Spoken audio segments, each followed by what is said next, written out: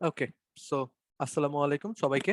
আহ, আজকে lecture number 24 সেইট। আমরা তোমার কনিক্স শুরু করব আজকে। কনিক্স এর তোমার 6 এর নাম্বার চ্যাপ্টারটা যদিও লেখা আছে, বাট নাম্বার চ্যাপ্টারের পার্টটুকু আসলে পড়বো খুব অল্পই। আমরা মেইনলি আজকে শিখবো হচ্ছে কনিক্সটা কি, ঠিক আছে, বা কনিক্স এর যে আমরা যে তিনটা পার্ট বা এগুলো যে করছি, এগুলো আসলে কোত্থেকে আসছে, ঠিক আছে, বা এইগুলোর হিস্ট্রি গুলো কি, যেগুলো হয়তো বইয়ের মধ্যে ছোটখাটো করে বেশ কিছু জিনিস করা আছে, বাট এইচএসসির জন্য খুব বেশি ইম্পর্টেন্ট না, ঠিক আছে।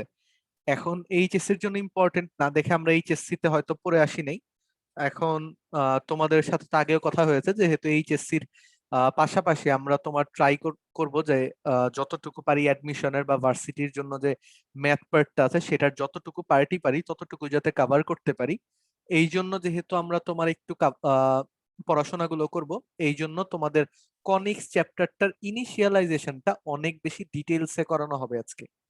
তো আমি অ্যাকচুয়ালি এক্সপেক্ট করব তোমাদের কাছ থেকে যে তোমরা একদম 100% রেসপন্স করো, বা বলতে পারো যে এটার থেকে বেস্ট বেনিফিটটা যাতে বের করতে পারো সেই জন্য, ঠিক আছে।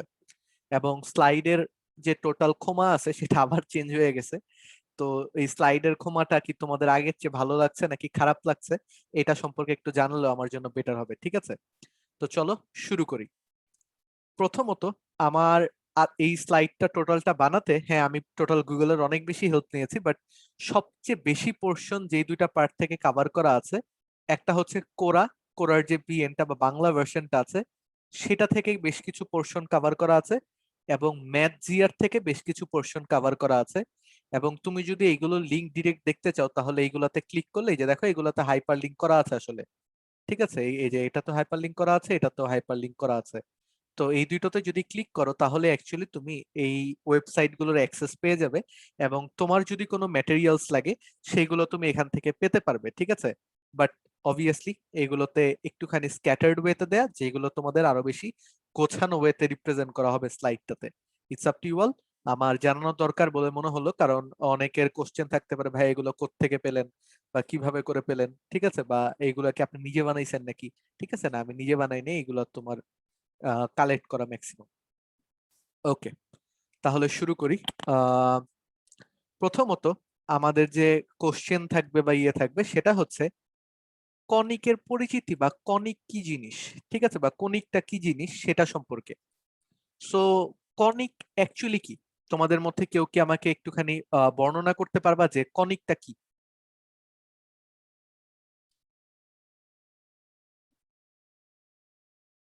যে কোনো একজন, যা বুঝো।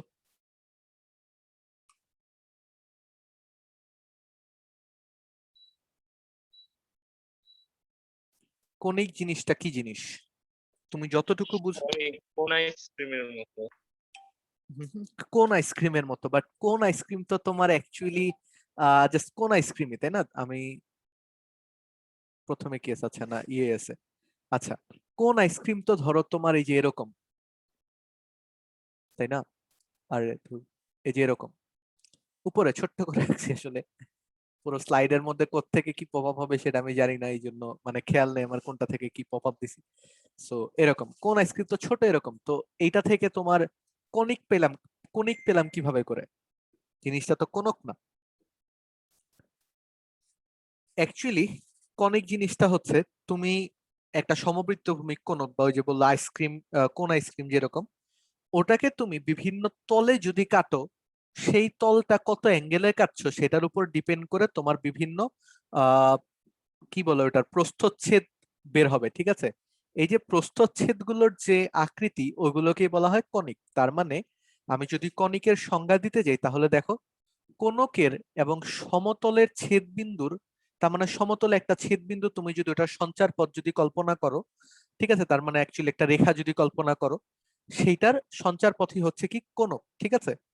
তো এই ছেদ বিন্দুর কারণে তোমার যে যে সঞ্চার পথে কোনকের পার্টটা ফরমেশন করবে, যে ফর্মটা করবে, যে সঞ্চার পথ দিয়ে যাবে, সেটাকে আমরা কি বলছি? কনিক, ঠিক আছে। বুঝতে একটু সমস্যা হতে পারে অনেকের। সো আমরা একটা চিত্র এবং একটা বর্ণনা দেখব, ঠিক আছে। তো খেয়াল করে দেখো, একটা কোনকের প্রথম যে উপরের পার্টটা এটাকে আমরা বলছি শীর্ষবিন্দু, এটাকে আমরা কি বলছি? শীর্ষবিন্দু, অথবা যে টিপ পয়েন্ট আছে সেটাকে শীর্ষবিন্দু বলছি। আচ্ছা, তো দেখো এখানের ব্যাখ্যাগুলো দেখো, তারপর অক্ষ তো বুঝতে পারছো, এখানে বিভিন্ন স্টাফ দেয়া আছে, আমরা একটু রিডিং পড়ি। কোণ থেকে কণিকের উৎপত্তি।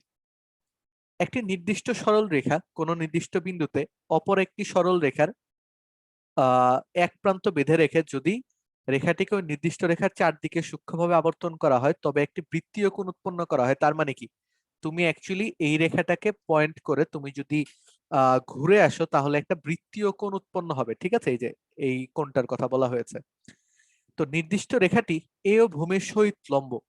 ঠিক আছে, এই রেখাটা কি এ ওর ভূমির সহিত লম্ব, এই যে এই রেখাটার কথা বলা হয়েছে। আচ্ছা, অর্থাৎ অ্যাঙ্গেল এওবির ভ্যালু কত? 90 ডিগ্রি। তার মানে এটার ভ্যালু বলা হয়েছে 90 ডিগ্রি হলে একটা কি উৎপন্ন হবে? সমবৃত্ত ভূমিক সমবৃত্তীয় কোণ উৎপন্ন হবে, অথবা সমবৃত্ত ভূমিক কোণক উৎপন্ন হবে আসলে। ঠিক আছে, টোটালটাকে যদি আমরা অ্যাড করে দিই তাহলে একটা কোণক পাবো। ঠিক আছে, নির্দিষ্ট বিন্দুটিকে কোণের শীর্ষবিন্দু, তার মানে এটাকে শীর্ষবিন্দু বলা হয়, যেটাকে সেন্টার করে তোমার অ্যাকচুয়ালি সার্কেল টাকা লাগবে। ঠিক আছে, নির্দিষ্ট সরল রেখাকে, তার মানে যেই সরল রেখার সাপেক্ষে তুমি লম্ব ঘোষণা করছো ওটাকে আমরা কি বলছি? অক্ষরেখা। তার মানে এই যে এটাকে দেখো আমরা অক্ষরেখা বলছি। এবং যে ঘূর্ণায়মান রেখাটা আছে সেটাকে আমরা কি বলছি? কারিক রেখা বা জেনারেটিং লাইন। ঠিক আছে, এই জিনিসগুলো অ্যাকচুয়ালি খুব বেশি লাগবে না হয়তো তোমাদের, বাট ব্যাখ্যা করা আছে আর কি। এখন এই এইটাকে তুমি যখন ছেদ করবা বা কর্তন করবা, এই ছেদ বা কর্তনের ফলে কি উৎপন্ন হবে বলো? বিভিন্ন কণিক উৎপন্ন হবে। ঠিক আছে, যেমন কণিকগুলো কি কি? বৃত্ত, পরাবৃত্ত, উপবৃত্ত, অধিবৃত্ত এবং যুগল সরল রেখা। যুগল সরল রেখা তো তোমরা পড়ো নাই। ঠিক আছে, তো এটা কিভাবে করে পাবো এটা সম্পর্কে আমরা একটুখানি জানার ট্রাই করব। সো এই পয়েন্টটুকু বুঝতে কারো সমস্যা আছে? যে কোনো একটা সমবৃত্ত ভূমিক কোণককে বা এই যে কোণটাকে আমরা বিভিন্ন অ্যাঙ্গেলে যদি কাটি, বা এই যে বুঝতেছো কোণকের ছেদন বা কর্তনের ফলে যে সকল কাঠামো গঠন হবে ওটার প্রস্থচ্ছেদ দ্বারা, সেগুলোকে আমরা বলবো বিভিন্ন কণিক। ওকে, তো এরপরে তোমাদের কোশ্চেন জাগ্রত হতে পারে যে ভাই আমরা কিভাবে করে কাটলে কোনটা পাবো। ঠিক আছে, সো ওই কোশ্চেনের আনসার দিতে দেখো তোমাদের প্রথমে একটি দিচ্ছি, একটা চিত্র দেখো। এই চিত্রটাতে তোমার যখন তুমি যে ভূমিটা আছে ভূমির সমান্তরালে একটা সারফেস কাটছো তখন তুমি এখানে কি পাচ্ছ দেখেছো? এখানে তুমি তখন পাচ্ছ একটা বৃত্ত। তুমি যখন সারফেসের সমান্তরালে একটা কাটছো তখন তুমি কি পেলে? একটা বৃত্ত। এই যে এই পার্টটা একটা কি উৎপন্ন করেছে? বৃত্ত, এই যে এইটুকু। বুঝতে পেরেছো? যদি তুমি দেখো একটা কোণকে তুমি যদি উপর থেকে সমানভাবে কেটে দাও বা ভূমির সমান্তরালে যদি একটা কাট করো তাহলে তুমি একটা বৃত্ত দেখতে পারবে। ঠিক আছে, তুমি যদি একটু বাঁকা করে কাটো এবং এই বাঁকা করে তল কাটার কারণে তুমি যদি দুটো সারফেসকে কাটতে পারো, দেখো তোমার এই কোণের মধ্যেই দুটো সারফেস। ঠিক আছে, যে এইভাবে করে তুমি যদি কাটটা দাও যাতে কোণের যে আহ বক্রতলের পার্টটা আছে এটার মধ্যেই যাতে দুইটা কাট পড়ে, তুমি যদি এরকম একটা বক্র কাট দিতে পারো তাহলে তুমি কি পাবে বলো? তুমি পাবে হচ্ছে একটা উপবৃত্ত। ঠিক আছে, বৃত্তের ইংরেজি সার্কেল, উপবৃত্তের ইংরেজি হচ্ছে হাইপারবোলা। ওকে, দেন এগেইন তুমি যদি আহ এমন ভাবে একটা কাট করো যে, দেখো তুমি সমবৃত্ত ভূমি দুইটা কোন কিন্তু চিন্তা ভাবনা করেছে যে একটা আরেকটার সাথে 180 ডিগ্রি অ্যাঙ্গেল করে আছে বা একটা আরেকটার মুখোমুখি হয়ে আছে। ঠিক আছে, সো এরকম যখন কোনকের মধ্যে তুমি যখন ভূমিটা যেটা ভূমিটাকে কাট করছো, বাট সেটা একটা কোনকেই কাট করে যাচ্ছে, দুটো কোনকে কাট করছে না। ঠিক আছে, যখন এরকম হবে তখন এখান থেকে আমরা পাবো হচ্ছে পরাবৃত্ত বা প্যারাবোলা। বুঝতে পারলা? দেখো তোমার এটা কিন্তু ভূমিকে কাট করেছে, তার মানে এই যে কোণের ভূমিটা আছে এটা ভূমিটাকে কাট করে যাবে, বাট উপরের যে কোণকটা আছে সেটাকে কাট করবে না। ঠিক আছে, সিমিলারলি তোমার খেয়াল করে দেখো এটাও কিন্তু ভূমিকে কাট করেছে, বাট এটা অনেকটা স্ট্রেইট এবং এটা কিন্তু তোমার অ্যাকচুয়ালি দুটো যে কোণক চিন্তা করছো দুটো কোণককে কিন্তু কাট করে, এবং দুটো কোণককে যখন কাট করবে তখন এখানে উৎপন্ন হবে একটা অধিবৃত্ত। ঠিক আছে, বা হাইপারবোলা। সো তুমি বুঝতে পারছো যে কাঠামোগত দিক থেকে পরাবৃত্ত আর হাইপারবোলা হচ্ছে কাইন্ড অফ সিমিলার, তাই না? কারণ এটা হচ্ছে তোমার ভূমিকে কাট করে যাচ্ছে একটা অ্যাঙ্গেলে, তার যে কোনো একটা পার্ট হচ্ছে তোমার ওই যে কোনকটা আছে কোনকের পার্টকে কাট করছে। হাইপারবোলাতে দুইটা পরাবৃত্ত উৎপন্ন হচ্ছে, এই যে দেখো এটা একটা পরাবৃত্ত, এটা আর একটা পরাবৃত্ত টাইপের উৎপন্ন হচ্ছে, বাট পরাবৃত্তের মধ্যে কিন্তু তোমার একটা এরকম উৎপন্ন হচ্ছে, ঠিক আছে? তো এটা আমাদের বোঝা লাগবে, এবং বৃত্ত এবং উপবৃত্তের টাইপটা অ্যাকচুয়ালি সিমিলার সিমিলার অনেকটা। ওকে, সো এইটাকে তোমাদের ক্লিয়ার করবে হচ্ছে এরকম আরেকটা চিত্র। খেয়াল করে দেখো, যখন তুমি বৃত্ত পেতে চাচ্ছ তখন তোমার কাটটা কেমন নেওয়া লাগবে, দেখো কাটটা নেওয়া লাগবে হচ্ছে যে এরকম একদম স্ট্রেইট। উপবৃত্ত যখন পেতে চাচ্ছ তখন তোমার একটুখানি অ্যাঙ্গুলার কাট দেওয়া লাগবে, কিন্তু যাতে কোনকটাকে ছেদ করা যায়। সিমিলারলি দেখো, তোমার যখন প্যারাবোলা পেতে চাচ্ছ তোমার এমন একটা কাট দেয়া লাগবে যেটা তোমার উম, নিচের যে কোনকটা আছে সেটাকে ছেদ করছে না, বাট উপরের কোনকটা কোনকটার ভূমি ছেদ করছে এবং কোনকের একটা অংশ ছেদ করছে। আর হাইপারবোলাতে কি হচ্ছে দেখো, তোমার দুটো পাশেই দুটো কোনককে যাতে ছেদ করে ওভাবে করে, এবং কোনকের যেটাকে কি বলবো আমি বৃত্তাকার তলটা সেটাকেও ছেদ করে যাচ্ছে। সো সবাই কি ক্লিয়ার? বা আমার এইভাবে করে ডিটেলসে পড়ানোর রিজন হচ্ছে এটাই, আমি তোমাদের আগে যখন পড়িয়েছিলাম তখন তো এত ইকুইপমেন্টস বা এইভাবে করে তোমার রেডি ছিলাম না, ঠিক আছে? প্রথম দিকে খেয়াল আছে, যখনই তোমাদের কনিক্স পড়ানো হয়েছিল তখন এত সাফস নিয়ে কি বলে ইকুইপ ছিলাম না। বাট হোপফুলি এটার একটা বেটার এক্সপিরিয়েন্স তোমরা পাচ্ছ, এবং বুঝতে কম্পারেটিভলি সহজ হচ্ছে যে কিভাবে করে এই কনিক গুলো তোমার ফর্ম করছে। দেখো সবাই বুঝেছো নাকি? জি ভাইয়া। ওকে, সো এখন এতক্ষণ পর্যন্ত আমরা যে কথাগুলো মুখে বললাম এই কথাগুলোই তোমার একটুখানি বর্ণনাতে লেখা আছে। আমি তোমাদের সবাইকে রিকোয়েস্ট করব যে একটুখানি করে গো থ্রু করো প্রত্যেকটা লাইন, ঠিক আছে? খেয়াল করে দেখো, এই লাইনটা ইয়ে করো, এবং বুঝতে পারো নাকি, কেউ যদি বুঝতে না পারো আমাকে কোশ্চেন করতে পারো, ঠিক আছে? আমি এটার সাথে সাথে তোমার আহ এটাকেও করে দিচ্ছি।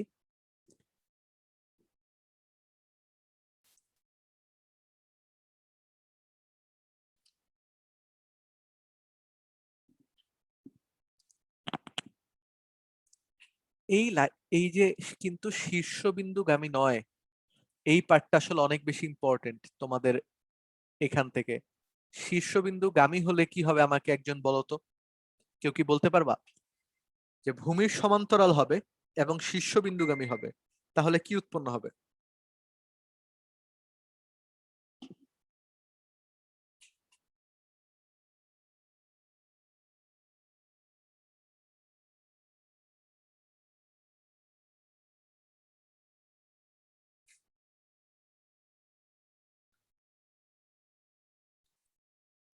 লম্ব হয়ে যাবে না? এই যে দেখো কাটটা আচ্ছা, ওটা আমি তাহলে পরে আসতেছি। লম্ব হয়ে যাবে, কাইন্ড অফ লম্ব তো এটাও হচ্ছে, তাই না?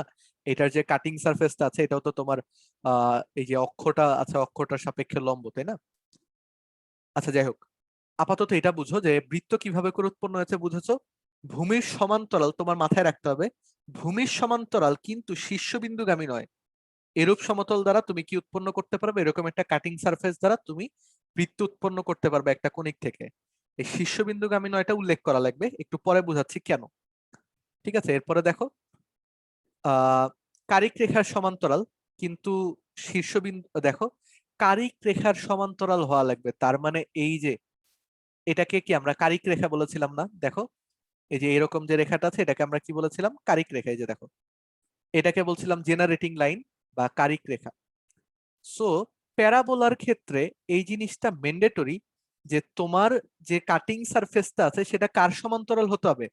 যে কারিক রেখাটা আছে সেটার সমান্তরাল হওয়া লাগবে, এবং অবভিয়াসলি এটা শীর্ষবিন্দুগামী হবে না। এরূপ কোন সমতল দ্বারা যদি কোনকে ছেদ বা কর্তন করা হয় তবে কি উৎপন্ন হবে? একটা প্যারাবোলা। সো এই যে কাটিং সারফেসটা আছে এই সারফেসটা কার সমান্তরাল হতে হবে? জেনারেটিং লাইনের সমান্তরাল হতে হবে। ক্লিয়ার সবাই? সো আমরা বলতে পারি কাটিং সারফেসটা হচ্ছে, কাটিং সারফেস এটা সমান্তরাল বুঝাচ্ছি, আচ্ছা একটু অন্যভাবে লিখে দিই, এটার মনে হয় নিচে লিখে দিই। সো কাটিং সারফেসটা সমান্তরাল হচ্ছে জেনারেটিং লাইনের। ওকে, সো দ্যাটস ইট, হোপফুলি বুঝতে পেরেছি। এরপরে দেখো তোমাদের উপবৃত্ত, আমরা এই ফরমেশনটা হচ্ছে তোমাদের বইয়ে যেরকম ফরমেশন আছে ওইভাবে করে করানো লেখা হয়েছে আর কি।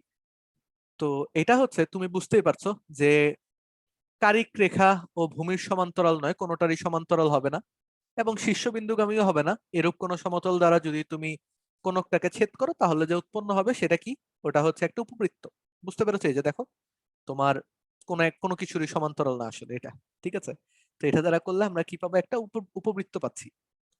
সবাইকে বুঝতে পারলাম? সহজ এটা। এরপরে হচ্ছে শীর্ষবিন্দুগামী নয় এরূপ সমতল দ্বারা যদি কোনো দ্বিকোণককে এমন ভাবে ছেদ করা হয় যেন তা উভয় কোণকে ছেদ করে, তার মানে কি একটা দ্বিকোণক লাগবে। যখন তুমি হাইপারবোলা ফর্ম করতে যাবে তোমার একটা দ্বিকোণক লাগবে, ঠিক আছে? তো ওটা যখন উভয় কোণকে ছেদ করবে তবে ছেদক রেখাটি একটি কি উৎপন্ন করবে, হাইপারবোলা বা কি বলে তোমার অধিবৃত্ত উৎপন্ন করবে, ঠিক আছে? তো এটা হচ্ছে শীর্ষবিন্দুগামী হতে পারবে না এবং সমতল দ্বারা কোনো দ্বিকোণককে এমন ভাবে দ্বিকোণককে ছেদ করা লাগবে আসলে, ঠিক আছে? সো হোপফুলি সবাই বুঝতে পারলাম, তাই না? সবাই কি বুঝতে পেরেছো? জি ভাই। ওকে, জি ভাইয়া। নাও পয়েন্ট কামস। ভাই প্রত্যেকটা পয়েন্টের মধ্যে আপনি একটা কথা বলছেন শীর্ষবিন্দুগামী নয়, কেন? তাই না? যে হুট করে তো ভাই আমি বলে দেই নাই যে শীর্ষবিন্দুগামী হবে না কেন, তাই না? তো শীর্ষবিন্দুগামী না হওয়ার রিজনটা কি? এটা চারটা ফর্মে আমরা বুঝেছিলাম। এখন ওই কারণে আমরা পরের স্লাইডে দেখি যদি শীর্ষবিন্দুগামী হয় তখন কি উৎপন্ন হয়। দেখো, শীর্ষবিন্দুগামী এবং ভূমির সহিত লম্ব এরূপ কোন সমতল দ্বারা সমবৃত্ত কোণকে সম্পূর্ণরূপে ছেদ করা হয় তবে ছেদক রেখাটি কি উৎপন্ন করে বলো? এক জোড়া সরল রেখা উৎপন্ন করবে। খেয়াল করে দেখো, তুমি যখন এরকম একটা সারফেস দ্বারা কাট করছো, এইটা একটা সরল রেখা হবে, এইটা আরেকটা সরল রেখা হবে। তুমি কি বুঝতে পারলা? সো যখনই তুমি কাটিং সারফেসটাকে এই দিয়ে নিয়ে যাবা তখন কি উৎপন্ন করবা? তুমি দুটো সরল রেখা উৎপন্ন করছো। বুঝতে পেরেছো? ভাই আরেকবার বলবেন।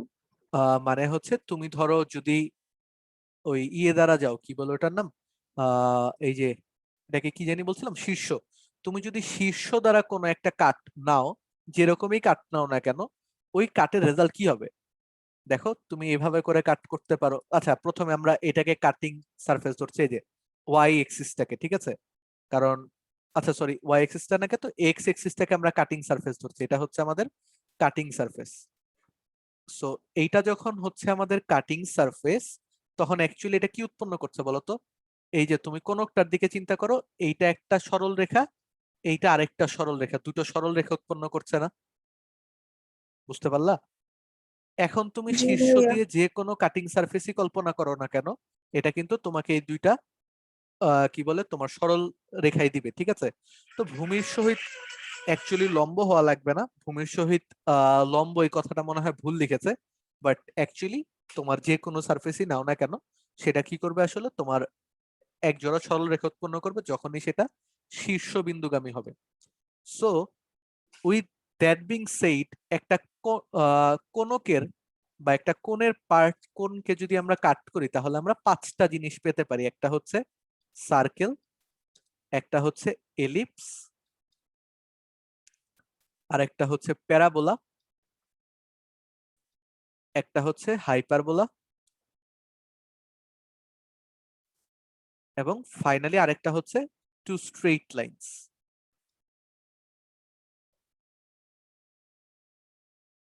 ঠিক আছে? সবাই কি ক্লিয়ার?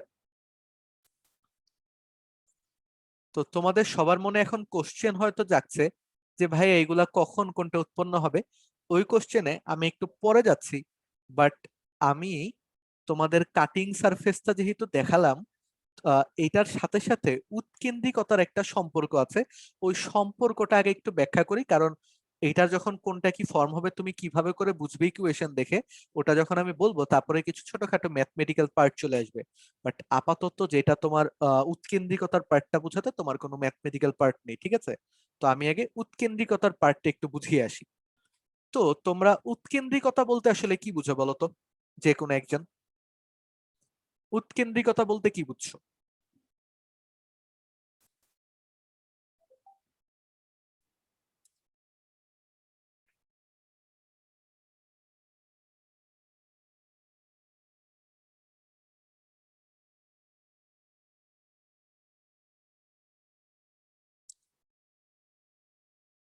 কেউ একজন,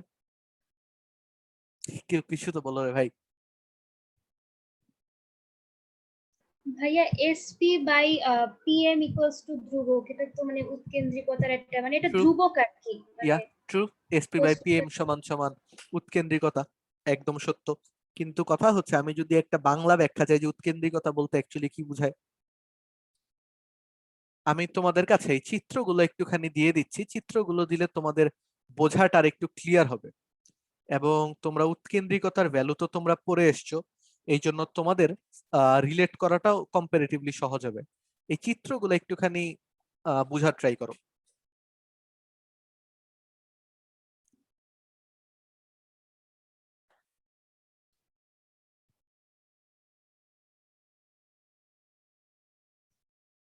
এন্ড এটার পরে পরে তুমি আসলে এটাও বলতে পারো যে কাটিং সারফেসটা যখন তোমার একদম লম্ব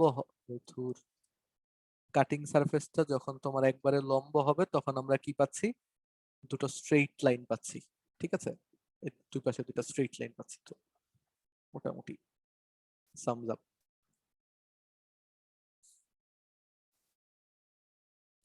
আচ্ছা, আমাকে কেউ একজন বলো তো প্যারাবোলার কত, উৎকেন্দ্রিকতা কত? সাদিয়া বলো। ভাইয়া 1 ওয়ান, কারণ তুমি কি পড়ো এসপি বাই পিএম সমান সমান ধ্রুবক পড়েছো, আর প্যারাবোলাতে কি পড়ো, এসপি সমান সমান পিএম না, তাই তো? হ্যাঁ তাহলে এসপি সমান সমান যখন তুমি পিএম লিখছো তাহলে কি এসপি বাই পিএম সমান সমান কি হবে, ওয়ান। সো আমরা বলতে পারি ইকসেন্ট্রিসিটি কি হবে এটার, তোমার ওয়ান। ঠিক আছে, আচ্ছা এরপরে ইউসুফ আমাকে বলো এলিপসেরটা কত, এলিপসের ইকসেন্ট্রিসিটি কত?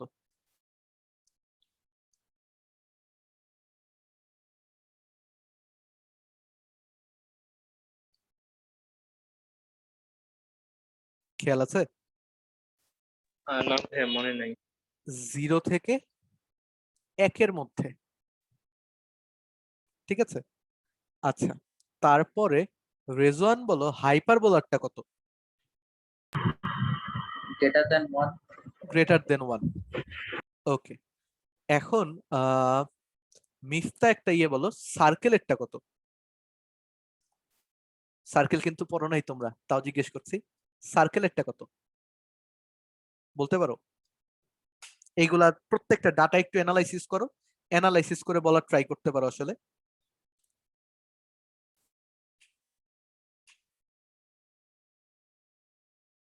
এলিপসের 0 থেকে 0 আগে থেকে 1 পর্যন্ত হচ্ছে, ঠিক আছে, একটুখানি বাঁকা, আরো বেঁকে গেলে তোমার 1 হচ্ছে, আরো বাঁকা হলে তোমার গ্রেটার দেন 1 হচ্ছে। ঠিক আছে, সো সার্কেলেরটা কত হতে পারে?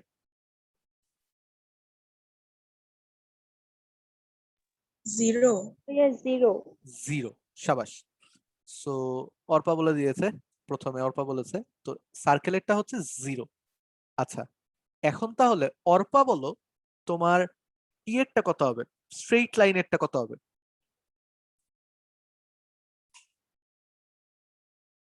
জাস্ট আইডিয়া করতে থাকো। প্রথমে একদম যখন স্ট্রেইট তখন এটা কত হয়েছে, 0। যখন একটুখানি বাঁকলো এলিপসে তখন কি হয়েছে, 0 থেকে 1 এর মধ্যে। ই সমান সমান 1 যখন হয়েছে তখন কি প্যারাবোলা, 1 এর থেকে বড় হলে কি হচ্ছে, হাইপারবোলা। তাহলে যখন দুইটা সরল রেখা পাচ্ছি ওইটার ইকসেন্ট্রিসিটি কত? অসীম। অসীম, সাবাস। সো স্ট্রেইট লাইনের ক্ষেত্রে আমাদের ইকসেন্ট্রিসিটি হচ্ছে ইনফিনিটি। ঠিক আছে, সো এইগুলা যদি বুঝি তাহলে দেখো এটা তো এখন রিলেট করতে পারছো যে সারফেসটা যত বাড়ছে, সরি তোমার কাটিং সারফেসের অ্যাঙ্গেল যত বৃদ্ধি পাচ্ছে তোমার উৎকেন্দ্রিকতার ভ্যালু কি তত বৃদ্ধি পাচ্ছে, এটা কি বুঝতে পেরেছো? সো দেখো কনিক্সে উৎকেন্দ্রিকতা হচ্ছে একটি রাশি যার মান নির্দেশ করে সেই কনিক্সটি বৃত্তাকার আকৃতি থেকে কতটুকু বিকৃত বা কতটুকু ডেভিয়েটেড। এইটাকে আমরা কি দ্বারা প্রকাশ করি? ই দ্বারা প্রকাশ করি। সবাই ধরতে পারলাম যে বৃত্তাকার আকৃতি থেকে একটা কনিক্স কতটুকু ডেভিয়েশন হচ্ছে সেটাকে আমরা কি বলি? এক্সেন্ট্রিসিটি। এটার যে রেশিওটা আছে এটাকে আমরা বলি উৎকেন্দ্রিকতা। ঠিক আছে, তো খেয়াল করে দেখো, আমরা চিত্র দিয়ে যদি দেখি তাহলে এটা হচ্ছে সার্কেল, এবং সার্কেল থেকে একটু ডেভিয়েশন যদি তুমি করো বা একটুখানি যদি করো তখন তুমি পাচ্ছ এলিপস।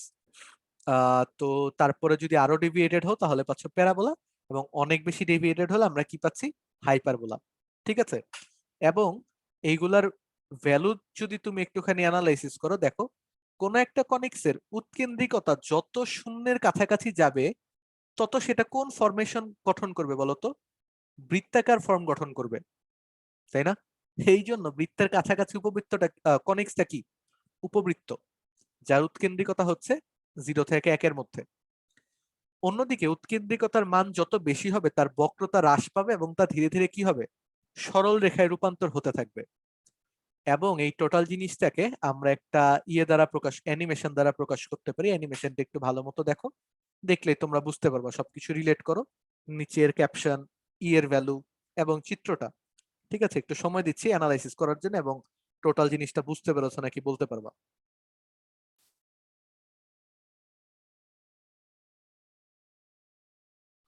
ঠিক আছে, তো যখন 0 ছিল তখন ছিল বৃত্ত, বড় হচ্ছে, বড় হতে হতে একটা তারপরে তোমার আস্তে আস্তে করে প্যারাবোলা হয়ে গেছে, তারপরে হাইপারবোলা হতে হতে যখন দেখছো 500-1200 উপরে চলে যাচ্ছে তখন ওটা কি হচ্ছে? একটা সরল রেখার মতোই হয়ে গেছে আসলে।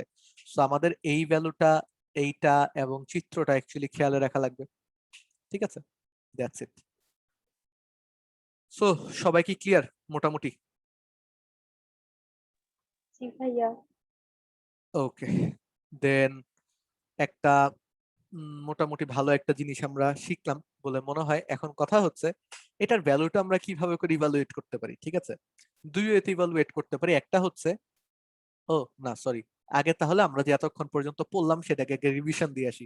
সবকিছু অ্যানিমেশন করা তো আমার খেয়ালও নাই কোন স্লাইডের পর কোনটা ঠিক মতো করছি। সো এটা দেখো, তো আমরা যদি একটুখানি আগের জিনিসগুলো দেখে আসি, তো বৃত্তের উৎকেন্দ্রিকতা কত?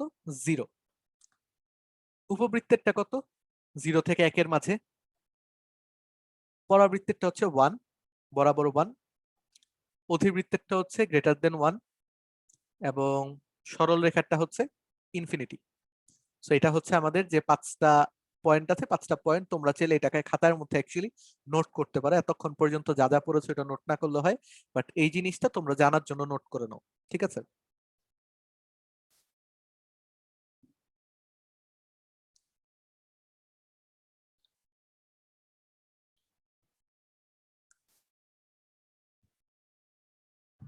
ভাইয়ার আগের পেজটা একটু দেখানো যাবে?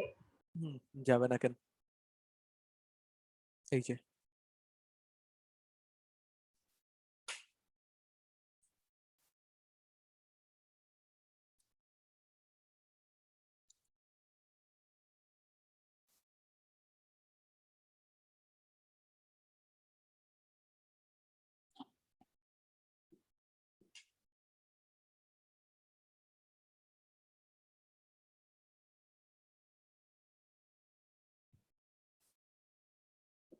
হয়েছে। জি ভাইয়া। ওকে, নাইস।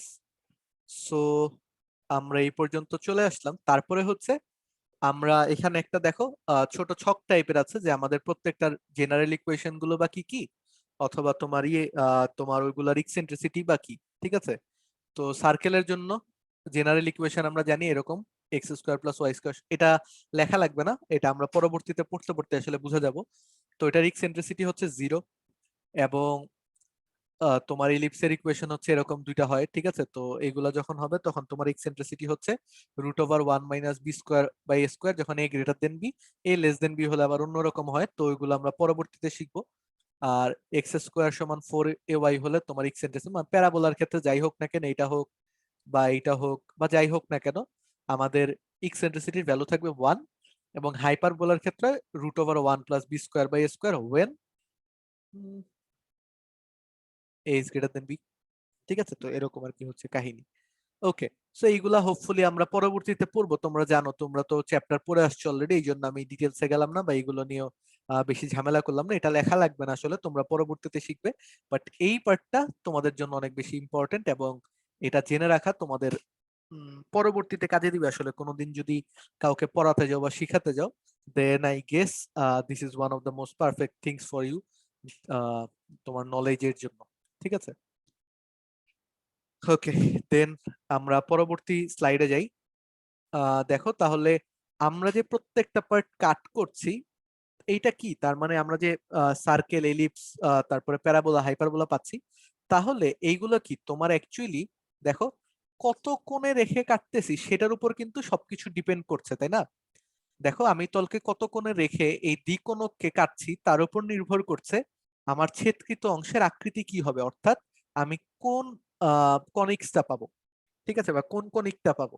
অর্থাৎ উৎকেন্দ্রিকতা কিন্তু টোটালি এই ভ্যালুটার উপর ডিপেন্ড করছে যে তোমার কাটিং সারফেসটা কত অ্যাঙ্গেলে আছে। এটা কি বুঝতে পেরেছো? তোমার কাটিং সারফেসটা কত অ্যাঙ্গেল আছে সেটার উপর কিন্তু সবকিছু ডিপেন্ড করছে। এটা কি সবাই ক্লিয়ার? জি ভাই। ওকে, এখন একটা জিনিস দেখো, ধরো প্যারাবোলার ক্ষেত্রে কাটিং সারফেস এবং কারিক যে রেখা সেটা, প্যারাবোলার ই এর ভ্যালু কত বলো তো? 1 না? তাহলে এটা প্যারাবোলার ক্ষেত্রে আসলে, সো প্যারাবোলার ক্ষেত্রে ই এর ভ্যালু 1। তো এটার ক্ষেত্রে কি হয় দেখো তো, তোমার যে কারিক রেখা আছে তার মানে আমাদের যে সম্পর্কটা বের হবে অ্যাঙ্গেল দুটোর, সেটা কার কার মধ্যে হবে সেটা বুঝবো। কার কার মধ্যে হবে বলো তো? কাদের দুইজনের কাটাকাটি করে আমরা 1 পেতে পারি? একটা হচ্ছে কারিক রেখা, আরেকটা হচ্ছে এই যে সারফেসের অ্যাঙ্গেলটা, এই দুটো অ্যাঙ্গেল। তার মানে আমাদের অ্যাঙ্গেল লাগবে কাদের? একটা হচ্ছে কারিক রেখার অ্যাঙ্গেল, একটা হচ্ছে কারিক রেখার থেটা, আরেকটা লাগবে হচ্ছে তোমার কাটিং সারফেসের থেটা। এইটুকু কি বুঝতে পারলা? কারণ এই দুটো কাটাকাটি করেই তো তোমার 1 আসতে পারে, যেহেতু এই দুটো সমান। তো এই দুটার যে কোনো একটা ভ্যালু আসলে লাগবে, ঠিক আছে? তো পরীক্ষা করে দেখা গেছে যে তুমি যদি, আচ্ছা এখানে দেখো, কারিক রেখার অ্যাঙ্গেলকে যদি আমরা আলফা ধরি এবং কাটিং সারফেসের অ্যাঙ্গেলকে আমরা যদি বিটা ধরি, তাহলে পরীক্ষালব্ধ ফলাফল হচ্ছে যে তোমার ই এর ভ্যালু দেয় হচ্ছে sine beta by sine alpha. ঠিক আছে, sine beta by sine alpha তোমাকে কার ভ্যালু দিবে? ই এর ভ্যালু দিবে। সবাই ক্লিয়ার?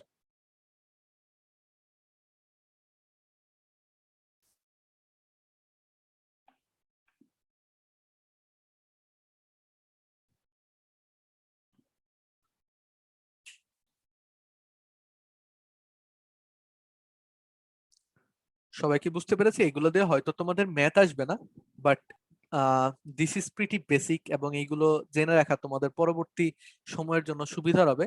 যে কোনো সময় ফিজিক্সের কোনো প্রবলেম সলভ বলো অথবা ম্যাথেরই কোনো প্রবলেম সলভ বলো, যদি এরকম দেয়, এইগুলা দিয়ে তুমি অ্যাকচুয়ালি মাঝে মধ্যে শর্টকাটও ফর্ম করতে পারো যদি চাও।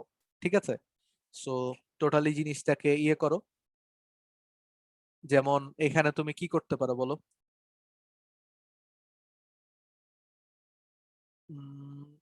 পরাবৃত্তের ক্ষেত্রে যেমন এই দুইটা সম কি বলে সদৃশকোণী ত্রিভুজ হবে। ঠিক আছে, তো এরকম আর কি অনেক ইয়ে তুমি বানাতে পারবা আসলে।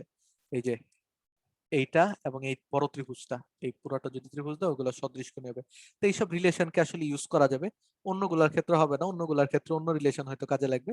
ওকে, যাই হোক, এটা হচ্ছে আমাদের পার্ট। এখন এটা তো হচ্ছে আমরা যদি চিত্রের মধ্যে সবকিছু দেয়া থাকে তাহলে, আর যদি আমাদের ইকুয়েশন আকারে দেয়া থাকে তাহলে বা কিরকম হবে? ঠিক আছে, তাহলে তোমার দেখো, যদি ইকুয়েশনটা থেকে এরকম A X square plus B X Y, আমরা ইউজুয়ালি জানি যে এই এ সমান সমান হয় তোমার কি এ এক্স স্কোয়ার আমরা বলি, বি সমান সমান আমরা লিখি হচ্ছে 2h, সি সমান সমান লিখি হচ্ছে বি ছোট হাতের বি, মানে বড় হাতের সি যেটা, এটা সমান সমান লিখি ছোট হাতের বি, ডিএক্স সমান সমান ডি সমান সমান লিখি হচ্ছে 2g, তারপরে ই সমান সমান লিখি হচ্ছে 2f, এবং এফ সমান সমান প্রকাশ করি হচ্ছে সি দ্বারা। ইউজুয়ালি জেনারেল ইকুয়েশনের ক্ষেত্রে এইটা আমি একটা আসলে ইয়ে পেয়েছিলাম, তোমার আর্টিকেল পেয়েছিলাম যেখান থেকে একদম স্ক্রিনশট তোলা। ঠিক আছে, এই জন্য আমি আর কোনো কিছু চেঞ্জ করি নাই বা এত চেঞ্জ করার তেল নেই, কারণ এইগুলা তোমাদের কখনো ইউজ করা লাগবে না,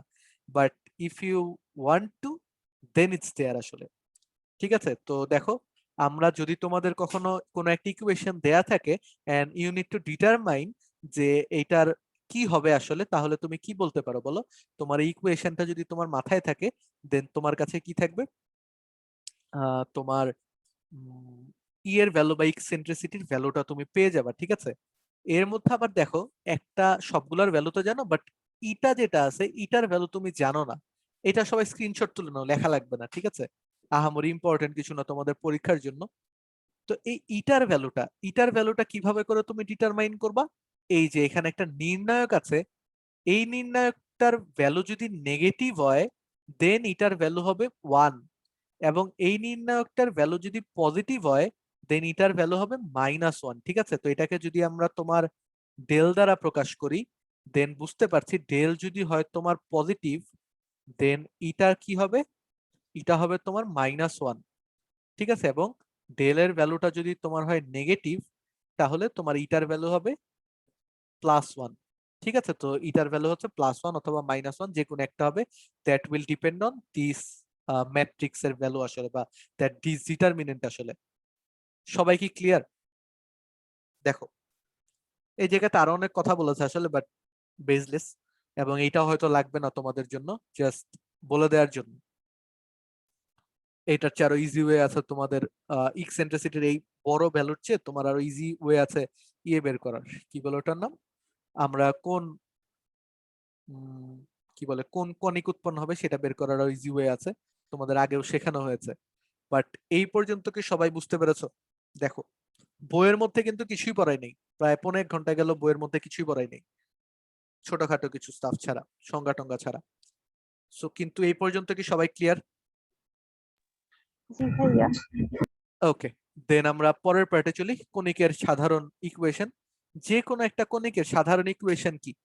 এটা বলা হচ্ছে স্বর্ণা।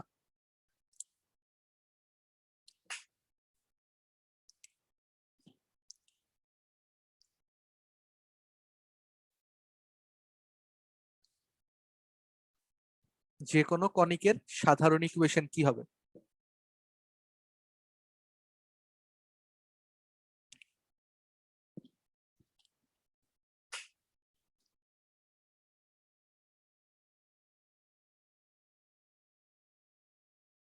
ওকে, মিফতা বলো।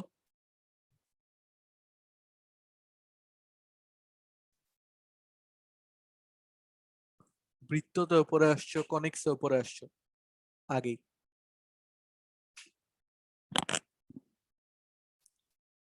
জেনারেল ইকুয়েশনটা হয় ax² + 2hxy + by² + 2gx + 2fy + c = 0, যেটা আগের পেজের ব্যাখ্যাটাতেই বললাম যে ওখানে তোমার বড় হাতের এ দ্বারা সবকিছু ছিল, বাট এটাকে তোমার আসলে আমরা ছোট হাতের দ্বারা প্রকাশ করি, ঠিক আছে? বা এই ওয়েতে প্রকাশ করি। সবাই এই পেজ থেকে আসলে নোট ডাউন করা স্টার্ট করো, ঠিক আছে?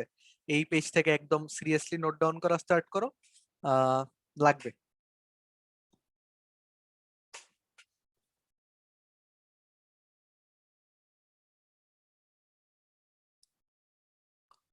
সো এটা হচ্ছে আমাদের কনিকের সাধারণ ইকুয়েশন। আচ্ছা, এখন তোমাকে যখন জেনারেল ইকুয়েশন বলে দিয়েছে, then you need to determine যে এটা কোন কনিক্স, ঠিক আছে? ধরো তোমাকে আমি বললাম যে এটার তোমার উপকেন্দ্র বের করো, বা এটার এই বাইর করো সেই বাইর করো, সবকিছু তোমাকে বললাম, বাট তুমি যদি এটাই না বুঝো যে এটা কোন কনিক্স, তুমি কি এটা কি কোনো ইম্পর্টেন্স ক্যারি করবে? তুমি যে কোনো একটা সূত্র তো বসাই দিতে পারবা না, কারণ আমরা জানি পরাবৃত্তের জন্য একরকম সূত্র, উপবৃত্তের জন্য একরকম সূত্র, আবার অধিবৃত্তের জন্য কিন্তু আরেক রকম সূত্র। প্রত্যেকটা কেসে ডিফারেন্ট ডিফারেন্ট সূত্র আছে, তাই না? তো যদি ডিফারেন্ট ডিফারেন্ট সূত্র থাকে, দেন তুমি কোনো ইউনিফর্ম সলিউশনে পৌঁছাতে পারছো না। যদি তোমাকে ইউজুয়ালি তো কোশ্চেনের মধ্যে বলে দেয় যে এই পরাবৃত্তের এটার ইকুয়েশন বের করো, এই উপবৃত্তের এটার ইকুয়েশন বের করো, বা এই স্থানাঙ্ক বের করো, বাট তোমাকে যদি বলে না দেয়, দেন কিন্তু তুমি অথৈ সাগরে পড়ে যাবে, ঠিক আছে? এর পাশাপাশি তোমাদের ভার্সিটির অ্যাডমিশন টেস্টের একটা কমন কোশ্চেন টাইপ হচ্ছে এটা, যে ভার্সিটির অ্যাডমিশন টেস্টের একটা কমন কোশ্চেন টাইপ এটা, যে তোমাকে একটা ইকুয়েশন দিয়ে বলবে এটা কোন কনিক্স বা এটা কি, ঠিক আছে? তোমাকে বিভিন্ন অপশন দিবে, এবং অপশন দেখে তোমার ডিসিশন গুলো নিতে হবে। Am I clear? সবাই কি বুঝেছো? সো খেয়াল করে দেখো, এটা বের করতে গেলে আমাদের একটা ডিটারমিনেন্ট বের করা লাগবে। আগের পেজের যে ডিটারমিনেন্টটা আছে এটা হচ্ছে সেম ডিটারমিনেন্টটা, ঠিক আছে? এই ডিটারমিনেন্টটার ভ্যালু বের করা লাগবে। কিভাবে করে বের করবা দেখো, প্রথমে এক্স স্কোয়ার, ওয়াই স্কোয়ার এবং যে ধ্রুবকটা আছে সেইগুলোর সহগগুলোকে একটা যে প্রিন্সিপাল ডায়াগোনাল আছে সেই ডায়াগোনাল বরাবর বসায় দিবা, ঠিক আছে? এক্স স্কোয়ার, ওয়াই স্কোয়ার এবং ধ্রুবক এইগুলা যে আছে সহগগুলো সেগুলোকে আমরা বসাই দিব প্রিন্সিপাল ডায়াগোনাল বরাবর। সবাই বুঝেছি? ওকে, দেন কথা হচ্ছে আমরা তোমার তারপরে যেটা করতে পারি সেটা হচ্ছে সেকেন্ডারি যে ডায়াগোনালটা আছে সেই বরাবর তোমার এক্স এর যে সহগ আছে সেটাকে 2 দ্বারা ভাগ করে বসাবো। বি তো তুমি বসাই ফেলছো, দেখো এইগুলো তোমার অলরেডি বসানো হয়ে গেছে। সো তুমি সেকেন্ডারি ডায়াগোনাল বরাবর কি বসাবা? তুমি সেকেন্ডারি ডায়াগোনাল বরাবর বসাবা হচ্ছে এক্স এর যে সহগ আছে সেটাকে 2 দ্বারা ভাগ করে, তার মানে জি এবং জি বসিয়ে ফেললাম। এরপরে তোমার এ এবং জি এর মাঝখানে বসাবা হচ্ছে এইচ, তাহলে এটা বসালাম। এবং এইটার জি এর নিচে তুমি বসাবা হচ্ছে ওয়াই এর সহগকে 2 দ্বারা ভাগ করে, তার মানে এফ। আর এই পাশে যেটা ফাঁকা ঘর আছে সেখানে বসাবো এইচ, আবার জি এর পাশে কি বসবে? এফ বসবে। সো এটা এইভাবে করে তুমি মনে রাখতে পারো, বাট এর চেয়েও বেশি ইজি হচ্ছে তুমি যদি জাস্ট প্রিন্সিপাল ডায়াগোনালটা মনে রেখে তুমি জাস্ট প্যাটার্ন গুলো হালকা পাতলা করে ধরতে পারো, ঠিক আছে? বা এরকম সার্টেন প্যাটার্নের চেয়ে প্রিন্সিপাল ডায়াগোনাল দুইটা মনে রাখার পরে আসলে বাকিগুলো মনে থাকে, ঠিক আছে? সো প্রিন্সিপাল ডায়াগোনাল দুইটা মনে রাখো তাইলে হয়ে যাবে আসলে। প্রথম হচ্ছে প্রিন্সিপাল ডায়াগোনাল, তারপরে সেকেন্ডারি ডায়াগোনাল বসাও, সেকেন্ডারি ডায়াগোনালে জি বসাও, মাঝখানে এইচ বসাইতে থাকো, তাইলে দেখবে মিলে যাচ্ছে, ঠিক আছে? প্রথম দুইটার মাঝখানে এইচ, জি এর পাশে বা উপরে নিচে যখন কোনো কিছু বসবে ডানে বা নিচে তখন বসাবো হচ্ছে এফ। এইভাবে করে হইলে এইভাবে করে মিলাইতে পারবো আসলে। ডিপেন্ডস তুমি কিভাবে করে মনে রাখবা, এগুলো আমি তোমার ফোর্স করবো না যে এই ওয়েতেই মনে রাখো, বাট এইটা তোমার একটুখানি মাথায় রাখা লাগবে। বাট খুব বেশি ইম্পর্টেন্ট যে সেরকম না, ঠিক আছে? আচ্ছা, এটার পাশাপাশি কথা হচ্ছে এটা দিয়ে কি হবে, যদি ডেলের ভ্যালু তোমার 0 হয় দেন তুমি এক জোড়া সরল রেখা পাবা। ডেলের ভ্যালু 0 হলে তুমি কি পাচ্ছ? এক জোড়া সরল রেখা। বুঝাইতে পারলাম? ডেলের ভ্যালু 0 হলে এক জোড়া সরল রেখা পাবো। কিন্তু ডেলের ভ্যালু যদি নট ইকুয়ালস টু 0 হয় দেন আমরা আসলে অনেকগুলো ডিসিশন নিতে পারি। জিনিসটা একটা দুইটা ডিসিশন না, বেশ অনেকগুলো ডিসিশন নিতে পারি। সেই ডিসিশন গুলো কি কি? এই পেজটা কিন্তু সবার খুব ভালো মতো নোট করে রাখা লাগবে, ঠিক আছে? খাতাতে এখনই নোট করে ফেলো যাতে বাসায় তুলতে না হয়। যেভাবে করে পারো, যদি ছক করে করতে মন চায় ছক করতে পারো, যদি জাস্ট লিখে রাখতে মন চায় যে ডেল ইকুয়ালস টু 0 তারপরে ডেল নট ইকুয়ালস টু 0 হলে ব্রেকেট দিয়ে তুমি লিখবে এই কেসগুলো, সেটাও করতে পারো। It's up to you all. তো যদি এ ইকুয়ালস টু বি তার মানে এক্স স্কোয়ার এবং ওয়াই স্কোয়ারের সহগ সেম হয় এবং এক্স ওয়াই যুক্ত পদ না থাকে, তার মানে এইচ এর ভ্যালু যদি 0 হয় দেন আমরা পাবো হচ্ছে একটা বৃত্ত, ঠিক আছে? যদি এইচ স্কোয়ার সমান সমান এবি হয়, এইচ স্কোয়ার সমান সমান এবি হয় তাহলে আমরা পাবো হচ্ছে একটা পরাবৃত্ত। যদি এইচ স্কোয়ারের ভ্যালু এবির চেয়ে ছোট হয় তাহলে আমরা পাবো হচ্ছে একটা উপবৃত্ত, এবং এটার ভ্যালু যদি বড় হয় এবির চেয়ে তাহলে আমরা পাবো হচ্ছে একটা অধিবৃত্ত। এবং আরেকটা মজার জিনিস হচ্ছে এইচ স্কোয়ারের ভ্যালু যদি এবির চেয়ে বড় হয় এবং এ প্লাস বি ইকুয়াল টু 0 অথবা এ স্কোয়ার সমান সমান যদি বি স্কোয়ার হয় তাহলে আমরা পাবো হচ্ছে একটা আয়তাকার অধিবৃত্ত, ঠিক আছে? আয়তাকার অধিবৃত্ত কি দুই পাশে যেটা সেম, ঠিক আছে? আলটিমেটলি দুই পাশের কার্ভেচার, দুই পাশের ইয়ে ফরমেশন যেগুলো সেম একদম, ঠিক আছে? বা তোমার অক্ষরেখা থেকে সমান দূরে দুটো অবস্থিত এরকম যখন হবে তখন আমরা বলতে পারবো এটা হচ্ছে একটা আয়তাকার অধিবৃত্ত, ঠিক আছে? আয়তাকার অধিবৃত্তের অনেক ইম্পর্টেন্স আছে অবজেক্টিভের জন্য। অবজেক্টিভে অনেক সময় তোমারে বলবে, ধরো এরকম একটা ইকুয়েশন দিল, আমি একটা জেনারেলি টাইপের ইকুয়েশন দেই। ধরো 4x square minus 4y square সমান সমান হচ্ছে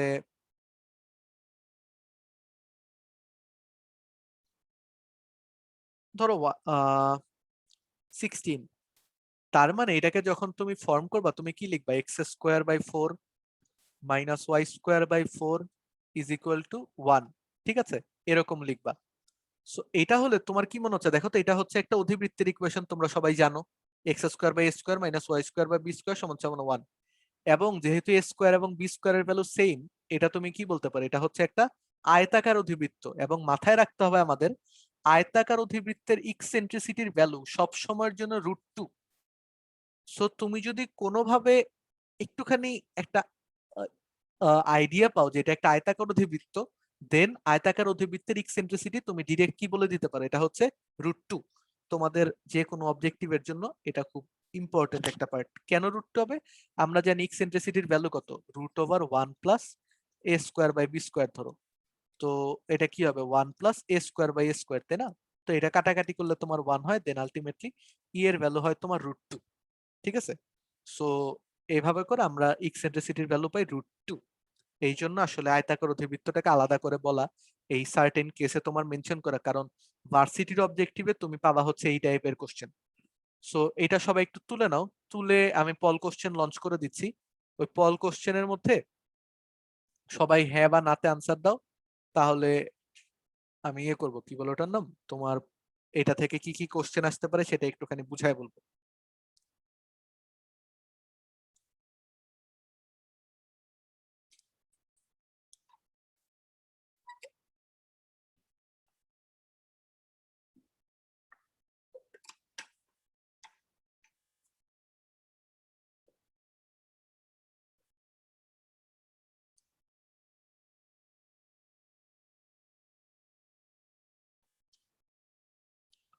দুইজনের তোলা শেষ, ওয়েটিং ফর আদার্স। 4 জনের শেষ, 5 জনের শেষ, আরেকজন 6 জনের শেষ। ওকে, নাইস। আচ্ছা, এখন কথা হচ্ছে তোমাদের মেইন কোশ্চেন যেটা থাকে সেটা হচ্ছে ভাই এইচ স্কোয়ার এবং এবি এই দুটোর ভ্যালু আমি বের করতে পারবো, কোনো সমস্যা নেই। কিন্তু ডেলের ভ্যালু আমি কেন বের করবো? ধরো তোমার ভার্সিটিতে কোশ্চেন আছে, ডেল বের করা তো অবভিয়াসলি খুবই কঠিন, তাই না? তো ডেলের ভ্যালু আমি কেন বের করব? ঠিক আছে, তোমার এরকম একটা কোশ্চেন থাকতে পারে। তো এই জায়গাতে আমি তোমাদের বেশ কিছু কোশ্চেনের আনসার দিই। সেটা হচ্ছে যে ডেলের ভ্যালু তুমি কখন বের করবা?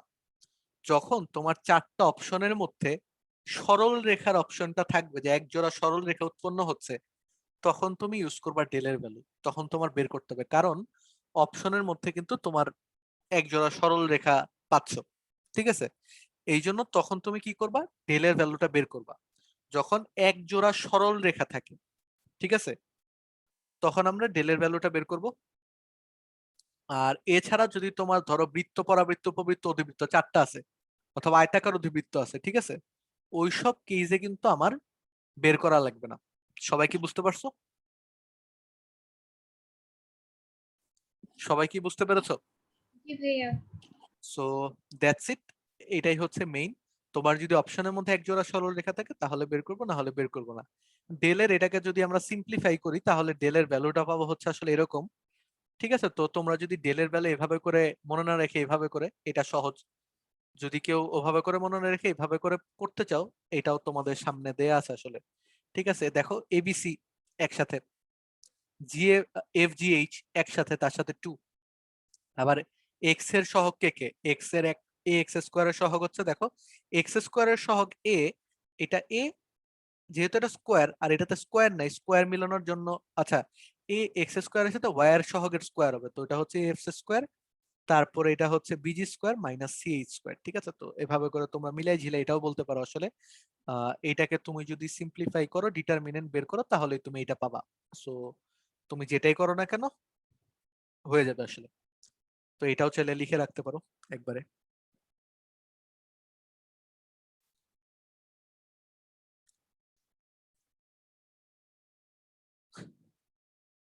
তো আমরা পরের ম্যাথে যাই, এরপরে মনে হয় ম্যাথ দেয়া আছে।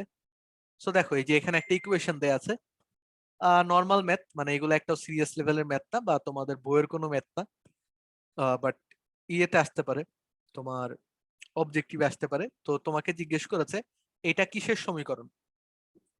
ঠিক আছে, তো এটা কিসের সমীকরণ হবে বলো তো? প্রথমে ডেল বের করো, ক্যালকুলেটর ইউজ করতে পারো, প্রথমে ডেল বের করবা, তারপরে তুমি ইয়ে বের করবা, কি বলো ওটার নাম, এইচ স্কোয়ার এবং এবি এর ভ্যালু বের করবা, তারপরে ওই দুইটা রিলেশন থেকে যদি ডেল এর ভ্যালু 0 হয় তাহলে তো প্রথমেই বলবা যে এটা হচ্ছে এক জোড়া সরল রেখা, যদি 0 না হয় তাহলে তুমি অন্যগুলা বলবা, তাই না? তো আমাদের সবার প্রথমে কাজ হবে এরকম কোশ্চেন দেখে, ধরো তোমার সরল রেখা সহ দেয়া আছে, তো আমরা সবার প্রথমে কার ভ্যালু বের করব? ডেল এর ভ্যালু বের করব। ডেল এর ভ্যালু কি হবে বলো? ডেল এর ভ্যালু আমরা জানি এই বরাবর এ বি সি বসাতে হবে, তাই না? এবং তারপরে তোমার আহ এইটার সাথে বসাতে হবে এইচ, এখানেও বসাতে হবে এইচ, তাই না? এরপরে সরি এইচ না তো, এখানে কি জি বসাতে হয় না? জি বসাইতে হয় মনে হয়, জি তারপরে জি, আমি যদি ভুল না হয় জি বসাইতে হয়, হ্যাঁ। তো তারপরে হচ্ছে জি এ এবং জি এর মাঝখানে এখানে এইচ বসাইতে হবে, আর এটা এই দুইটার মাঝখানে জি এর পরে এইচ বসাইতে হবে। একটা মিনিট, আমার ফোন আসছে। ব্রো আমি ক্লাস নিতেছি। হ্যাঁ বল, আমি ক্লাস নিতেছি, ক্লাস নিতেছি, ক্লাস নিতেছি, ক্লাস নিতেছি। না, আচ্ছা প্যারা নেই। হ্যাঁ ওকে বাই। ঠিক আছে, তো এইগুলা হচ্ছে জি পাচ্ছি আমরা। তারপরে তোমার জি জি বসালাম, তারপরে এই মাঝখান গুলাতে তোমার এফ বসে যাবে। তো এইভাবে করে তুমি, মানে আমি এভাবে করে মনে রাখি, আর তোমরা যেভাবে করে ইচ্ছা মনে রাখতে পারো। তো এখানে দেখো আমরা যদি ভ্যালু গুলো বসাই তাহলে কি পাচ্ছি আসলে? এ এর ভ্যালু হচ্ছে 1, ঠিক আছে, তারপরে বি এর ভ্যালু হচ্ছে 6, এইচ এর ভ্যালু হচ্ছে 0, তারপরে এইচ এর ভ্যালু হচ্ছে এই জায়গাগুলোতে কি থাকে বলতো? 2h থাকে না? তো এইচ এর ভ্যালু কত হবে? এইচ এর ভ্যালু হবে -5/2। এটা কি সবাই ধরতে পারছো? আমার জেনারেল ইকুয়েশন কি? জেনারেল ইকুয়েশন হচ্ছে এরকম, তোমার ax² plus by² plus 2hxy plus 2gx plus 2fy plus c is equal to 0। So আমার এইচ এর ভ্যালু কত আসলে? 2h সমান সমান যেহেতু -5, তাহলে এইচ এর ভ্যালু আমরা বলতে পারি -5/2। সো এইচ এর ভ্যালু বলতে পারি -5/2। এদিকে বসবে জি এর ভ্যালু, জি এর ভ্যালু তো 0 দেখতে পাচ্ছ। তারপরে তোমার আর কার ভ্যালু আছে বলো? আরো কার কার ভ্যালু আছে, কার কার ভ্যালু আছে? তারপরে হচ্ছে জি এর ভ্যালু তোমার এখানেও চলে আসবে আসলে, এটা চলে আসলো। তারপরে তোমার আর কি থাকে? তারপরে হচ্ছে এফ এর ভ্যালু গুলো বসানো লাগবে। এফ এর ভ্যালু কি 0 না? তার মানে এটাও 0। সরি, তারা জি জি এই জায়গাতে বসবে তোমার -5/2, আর এই জায়গাগুলোতে বসবে এফ এর ভ্যালু। এফ এর ভ্যালু যখন বসলো তুমি দেখতে পারতেছো যে জি এফ সি এই তিনটার ভ্যালু যখন 0 হয়ে গেছে, তাহলে এই যে একটা যেহেতু 0, তাহলে এটার ভ্যালু কত? 0 হবে না? একটা টোটাল রো তোমার 0, তাহলে পুরোটার ভ্যালু 0। তার মানে ডেলের ভ্যালু যেহেতু 0, তাহলে এটা কি এক জোড়া সরল রেখা প্রকাশ করছে। আমরা সবাই কি বুঝতে পারলাম? দেখো, এই বুঝতে পারছো? সো জি ভাই। এই হচ্ছে আপাতত কাহিনী, এটা হচ্ছে এক জোড়া সরল রেখা। তো এটা তো আমরা ইকুয়েশন দেখেই বুঝতে পারলাম যে এক জোড়া সরল রেখা হবে আসলে। তারপরে তোমার পরবর্তী প্রবলেমে যাই, অথবা এটারে তুমি অনেকভাবে বুঝতে পারো যে এক জোড়া সরল রেখা, এটা তুমি নির্ণায়কটা দেখলে আসলে বুঝতে পারবা ম্যাক্সিমাম কেসে। ওকে, অথবা তুমি এভাবে করে মাথায় রাখতে পারো যে খেয়াল রাখো, জি এফ সি তিনটার ভ্যালুই যদি 0 হয়, দেখো জি সমান সমান এফ সমান সমান সি সমান সমান যদি 0 হয়, তাহলে কি হবে? তাহলে তোমার ওইটা কি হবে? এক জোড়া সরল রেখা হবে। বুঝতে পারতেছো? অথবা এই যে এইগুলার প্রত্যেকটা তুমি যদি মাথায় রাখো, তাহলে এইগুলা সমান সমান যদি তুমি দেখো 0 যে কোনো একটা রো বা কলাম, তাহলে তুমি একবারে বলে দিতে পারবে এক জোড়া সরল রেখা। তোমার কষ্ট করে রিলেট করে করে না বলাও লাগবে না আসলে। তো তুমি কার কার ভ্যালু 0 সেটার একটুখানি লেখো, ডিটারমিনেন্টের ভ্যালুটা লেখো, দেখো তুমি কোনো রো বা কলামরে 0 বানাতে পারছো নাকি। যদি 0 বানাইতে পারো তাহলে তোমার খেল শেষ। যেমন আমি এটারে কিভাবে করে করতাম আসলে, যদি ম্যাথে করতাম তাহলে করতাম হচ্ছে এভাবে করে, এর ভ্যালু 0 না, যার যার ভ্যালু 0, এইচ এর ভ্যালু 0, তাহলে এই জায়গাতে 0 বসাইতাম। তারপরে বি এর ভ্যালু 0 না, এইচ এর ভ্যালু 0 তে, সরি এইচ এর ভ্যালু তো 0 না, সরি জি এর ভ্যালু 0, এখানে 0 বসাইলাম, এই জায়গাতে 0 দিলাম, এফ এর ভ্যালু 0 0 দিলাম, এফ এর ভ্যালু 0 0 দিলাম, এদিকে সি এর ভ্যালু 0 দিলাম। দেওয়ার পরে দেখছি একটা রোতে 0 হয়েছে, তার মানে এটা হচ্ছে ডেল এর ভ্যালু তোমার এক জোড়া সরল রেখা, ঠিক আছে। আর যদি তোমার ওইভাবে করে সরল রেখা না পাও, তাহলে ইউজুয়ালি তোমার অন্যটাই হয় আসলে। এই আর কি হচ্ছে আপাতত কাহিনী। সবাই কি বুঝতে পারছি আমরা? জি ভাই। ওকে, দেন আমরা তাহলে পরের স্লাইড গুলোতে চলে যাই। পরের স্লাইড হচ্ছে ওয়াই স্কোয়ার সমান সমান -8x, এটা কিসের সমীকরণ? দেখেই তো বুঝতে পারতেছো কার সমীকরণ। কার সমীকরণ হবে বলো তো?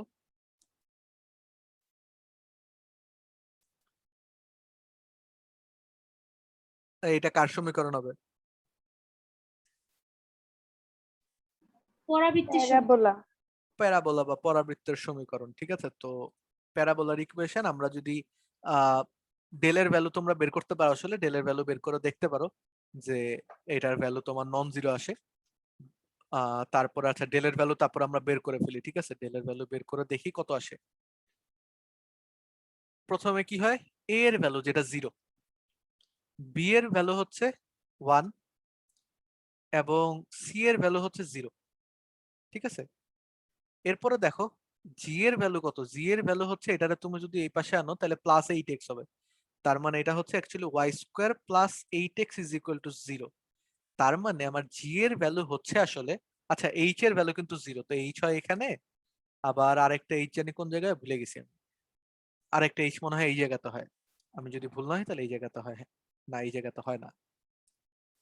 আচ্ছা আমি আগে জি এর ভ্যালু বসে, জি এর ভ্যালু 0, সরি জি এর ভ্যালু হচ্ছে 4, তাহলে জি এর ভ্যালু 4, জি এর ভ্যালু 4, ঠিক আছে। সো জি এর ভ্যালু 4 4, তারপরে হচ্ছে এফ এর ভ্যালু আবার 0। তো এফ এর ভ্যালু কই কই হবে, জি এর পরে এই জায়গাতে হবে, এই জায়গাতে হবে, তারপরে বাকি যেগুলো আছে সেগুলা জায়গায় তোমার হবে এইচ এর ভ্যালু, যেগুলো হচ্ছে 0, ঠিক আছে। তো তোমার আলটিমেটলি ডিটারমিনেন্ট হচ্ছে এটা, যে কোনো একটা বরাবর এক্সপ্যান্ড করে দাও আসলে, তাহলে তুমি তোমার ভ্যালু পেয়ে যাবে ডেলের, ঠিক আছে। ধরো আমরা যদি 4 বরাবর এক্সপ্যান্ড করে দেই তাহলে পাচ্ছে 0 - 4, তার মানে পাচ্ছি হচ্ছে তোমার -16 টাইপের ডেলের value. So ultimately that's non zero element আসলে। তো নন জিরো এলিমেন্ট যখন পেলাম, তখন আমরা এইচ স্কোয়ার এবং এবি এর ভ্যালু বের করবো। তো এইচ স্কোয়ার সমান সমান কি হবে বলো? 0। এবং এবি সমান সমান কত হবে? এ এর ভ্যালু হচ্ছে 0, বি এর ভ্যালু হচ্ছে আবার 1, তাহলে আমরা পাচ্ছি হচ্ছে 0। তো যেহেতু এইচ স্কোয়ার এবং এবি দুটোর ভ্যালু 0, দেন এটা অ্যাকচুয়ালি কি ফর্ম করছে বলো? পরাবৃত্ত। বুঝতে পারছো? সো এইগুলো আমরা এইভাবে করে ডিসিশন গুলো নিতে পারি। তো হোপফুলি বুঝতে পেরেছো। এরপরে আমরা একটা চ্যালেঞ্জিং টাইপের, এগুলো তো আমি করে দিলাম, এখন তোমরা এইটা করো, ঠিক আছে। 1 2 3 4 শিখায় যোগ করতে দিছি। সো এইটা তোমরা করো, যে এটা কিসের সমীকরণ হবে এটা বের করো। আরো 2টা ম্যাথ আমরা এটা থেকে করব, তারপরে অ্যাকচুয়ালি একটুখানি ব্রেক দিয়ে আমরা প্যারাবোলাতে চলে যাব, ঠিক আছে। প্যারাবোলা থেকে আজকে ম্যাথ করবো না, জাস্ট জেনারেল ইকুয়েশন গুলো দেখে রেখে দিব। সেটা কার সমীকরণ হবে বের করো। আর আগে থেকে বলে রাখি, অপশনে তোমার নাই, কি বলে ওটার নাম,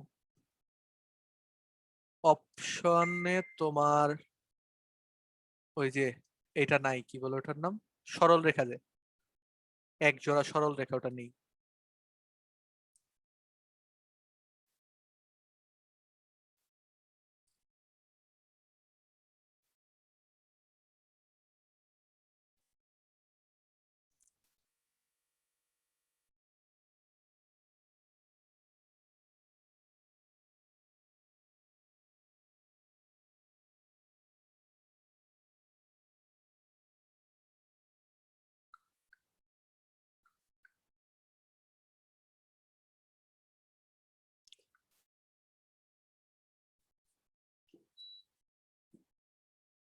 এই এতক্ষণ কি লাগবে তোমার? এক জোড়া সরল রেখা নাই, ডেলের ভ্যালু বের করতে হবে না।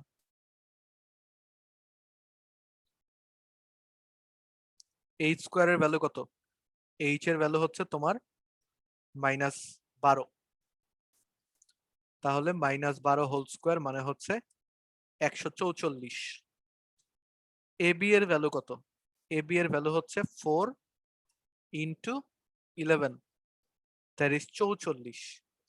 তাহলে সম্পর্ক কি? H square is greater than a b, so এটা কি হবে, একটা অধিবৃত্ত। বুঝতে পেরেছো?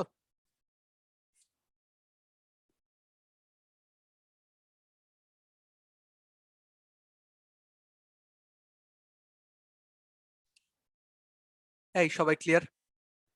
ক্লিয়ার হয়ে যাওয়ার কথা। মেইনলি জি ভাইয়া। এইগুলা পর্যন্ত সহজ। এরপরে হচ্ছে এই ম্যাথটা দেখো, এইটা বের করতে পারো নাকি? কেউ বের করতে পারবা নাকি দেখো তো।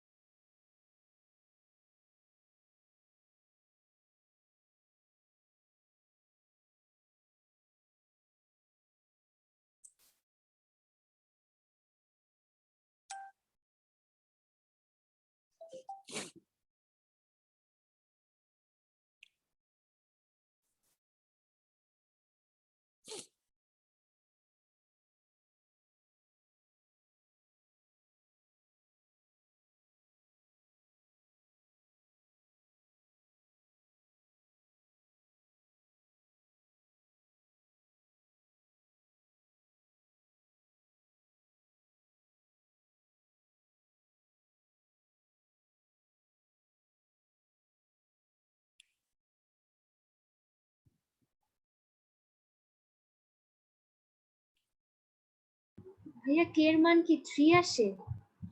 আমি তো জানি না ব্রো। আচ্ছা, সাদিয়া বলেছে 3, বাকিরা বের করো। ভাইয়া 9। ইউসুফ বললো 9, 9। ইউসুফ রেজওয়ান মানে ছেলে পার্টি বলছে হচ্ছে 9। ভাইয়া সরি, এটা 9 হবে, একটু ভুল আচ্ছা, করছি। তাহলে সবাই 9 বলছো। তো এখন খেয়াল করে দেখো, আমাদের যেহেতু পরাবৃত্ত নির্দেশ করছে, তাহলে আমার ডেলের ভ্যালু কি বের করা লাগবে? অবভিয়াসলি না। ঠিক আছে, সো ডেলের আমাদের বের করা লাগবে এইচ স্কোয়ার এবং এবি এর ভ্যালু, এটা থেকে রিলেশনটা করা লাগবে। এইচ স্কোয়ার সমান সমান আমরা কি জানি, এবি হবে পরাবৃত্তের ক্ষেত্রে। এইচ স্কোয়ারের ভ্যালু কত হবে বলো? তোমার 6/2, এটা হচ্ছে আমার এইচ, তাই না? কারণ এটা 2hxy আছে আসলে। সো এইচ এর ভ্যালু দেখো 2h সমান সমান হচ্ছে 6, তাহলে এইচ সমান সমান আমরা পাই হচ্ছে আসলে 3।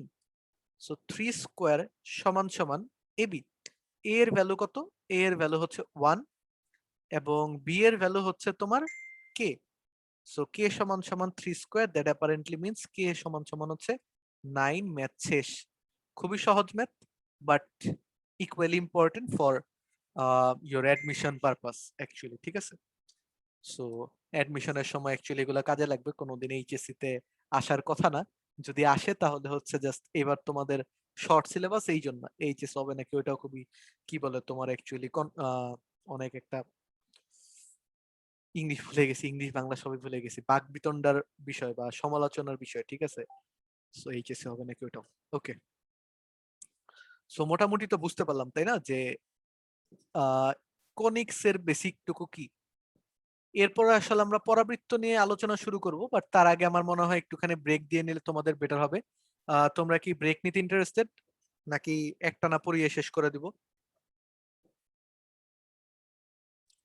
আজকে জাস্ট পরাবৃত্তের যে ডিফারেন্ট ইকুয়েশনস গুলো আছে সেইগুলো আমরা পড়বো, ঠিক আছে? ভাইয়া 10 মিনিটের ব্রেক দিলে ভালো হয়। ওকে, তাহলে অনেকক্ষণ, মোটামুটি 1 ঘন্টা 10 মিনিট ধরে সবাই আছো, তো আমি 10 মিনিটের একটা ব্রেক দিচ্ছি। কিরে ভাই, পুরোটা চলে গেল কেন? ওকে, সো 10 মিনিট কাউন্টডাউন করে ব্রেকটা দিচ্ছি। 1টা মিনিট অপেক্ষা করো, অথবা তোমরা এখন চলে যাও, 10টা 10 বাজে, 10টা 20-এর মধ্যে চলে এসো।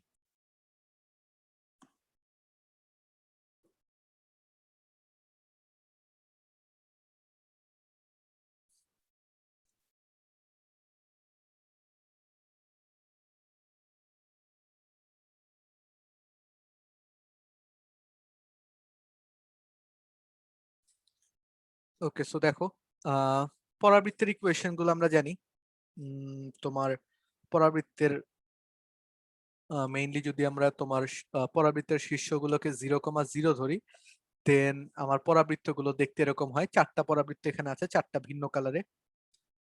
ঠিক আছে, তো 4টা ভিন্ন কালারে 4টা পরাবৃত্ত, তার মধ্যে দেখো এই যে লাল কালারের যে পরাবৃত্তটা, এই লাল কালারের পরাবৃত্তটা কি করেছে দেখো তো, এক্স এক্সিস এর ডান পাশে আছে, বাট ওয়াই অক্ষকে সেটা কি করছে, ওয়াই অক্ষের উভয় পাশেই অবস্থিত, তাই না? সো এটাতে দেখো তুমি এক্স এর ভ্যালু, আচ্ছা, তো কথা হচ্ছে তুমি ওয়াই এর ভ্যালু পজিটিভও নিতে পারো, নেগেটিভও নিতে পারো। ঠিক আছে, তুমি ওয়াই এর ভ্যালু যদি পজিটিভ নাও বা negative now, that doesn't matter.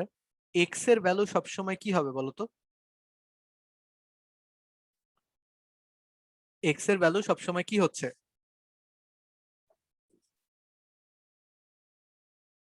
Positive না? আরে তোর এক্স এর ভ্যালু সবসময় হচ্ছে পজিটিভ। সো খেয়াল করে দেখো আমাদের ইকুয়েশন তাহলে এটা কি হচ্ছে, ওয়াই কে আমরা পজিটিভ বা নেগেটিভ সবকিছু নিতে পারি, কিন্তু এক্স এর ভ্যালু ওয়াই স্কয়ার হলে কি এটা পজিটিভ হয়ে যাচ্ছে। সো 4ax যদি a গ্রেটার দেন 0 হয় বা a হয় ধনাত্মক কোনো সংখ্যা, তাহলে এই শর্তটা কাজে লাগবে আসলে। সো বুঝতে পেরেছি তো, এই লালটার ইকুয়েশন কি ওয়াই স্কয়ার সমান সমান 4ax, 0 0 শীর্ষ এটার, এবং এভাবে করে তোমার আমরা ইকুয়েশনটা বলি, তাই না?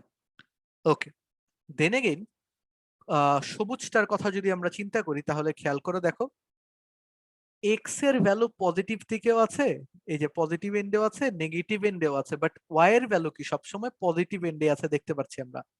তার মানে এক্স এর ভ্যালু আমরা পজিটিভ নেগেটিভ সবই নিতে পারি, বাট ওটার কারণে ওয়াই কি হবে, সবসময় পজিটিভ হবে, এবং এই ক্ষেত্রেও তোমার এ এর ভ্যালু গ্রেটার দেন 0। ঠিক আছে, এটা আমার জেনারেল ইকুয়েশনের সাথে মিলিয়ে মিলিয়ে লিখছি। পরাবৃত্তের জেনারেল ইকুয়েশন আমরা জানি এক্স স্কোয়ার সমান সমান 4ay অথবা ওয়াই স্কোয়ার সমান সমান 4ax, এইগুলো হচ্ছে আমাদের পরাবৃত্তের জেনারেল ইকুয়েশন। এগুলো জেনারেল ইকুয়েশন গুলো লিখছি আসলে।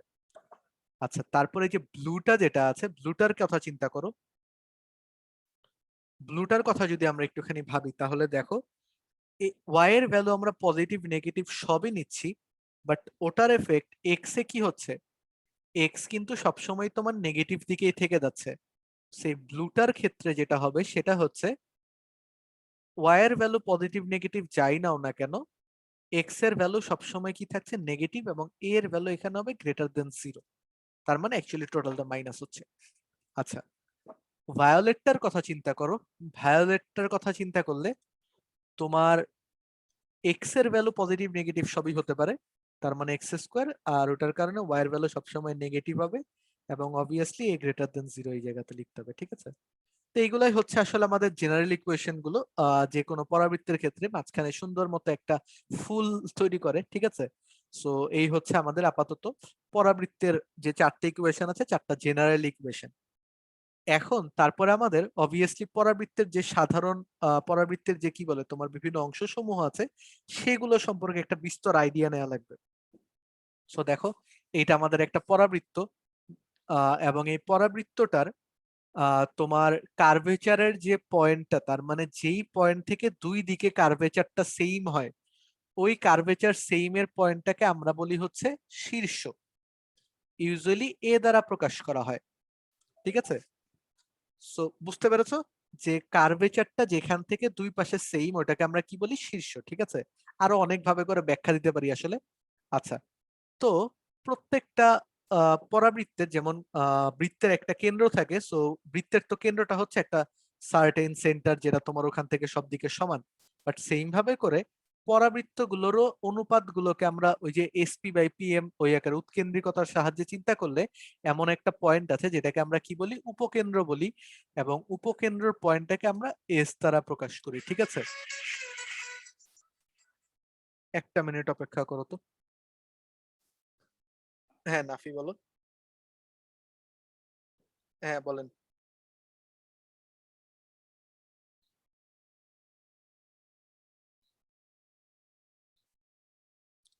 ক্যালকুলেটর ইউজ করো, যেগুলা ক্যালকুলেটর লাগবে মনে করছো সেগুলা ক্যালকুলেটর দিয়ে করো, এবং ব্রেকেটে লিখে দেখো যে ক্যালকুলেটর ইউজ করছো।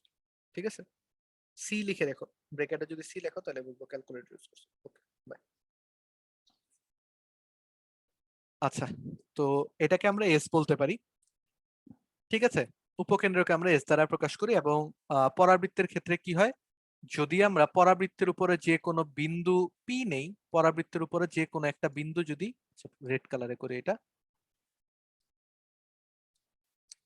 পরাবৃত্তের উপরে সার্টেন যে কোনো একটা বিন্দু যদি আমরা পি নেই, তাহলে আচ্ছা এখানে নিব না, এটা এখানে নিব, এটাকে যদি পি নেই যে কোনো একটা বিন্দু, তাহলে উপকেন্দ্র থেকে এটার যে দূরত্ব এবং এই পি থেকে তোমার দ্বিকাক্ষের উপরে যে লম্ব দূরত্ব সেই এম যদি নেই ওটা, তাহলে এই দুটো কি হয়, সমান হয়। তার মানে এসপি সমান সমান কি হয়, পিএম। যেটা কিনে আমরা তোমার এই যে নিচে প্রকাশ করছি, দেখো কোন একটা পরাবৃত্ত ই সমান সমান 1 এবং এসপি সমান সমান কি হচ্ছে, পিএম। ঠিক আছে, ওকে। তো পি হচ্ছে যে কোনো একটা বিন্দু ধরে নিচ্ছি।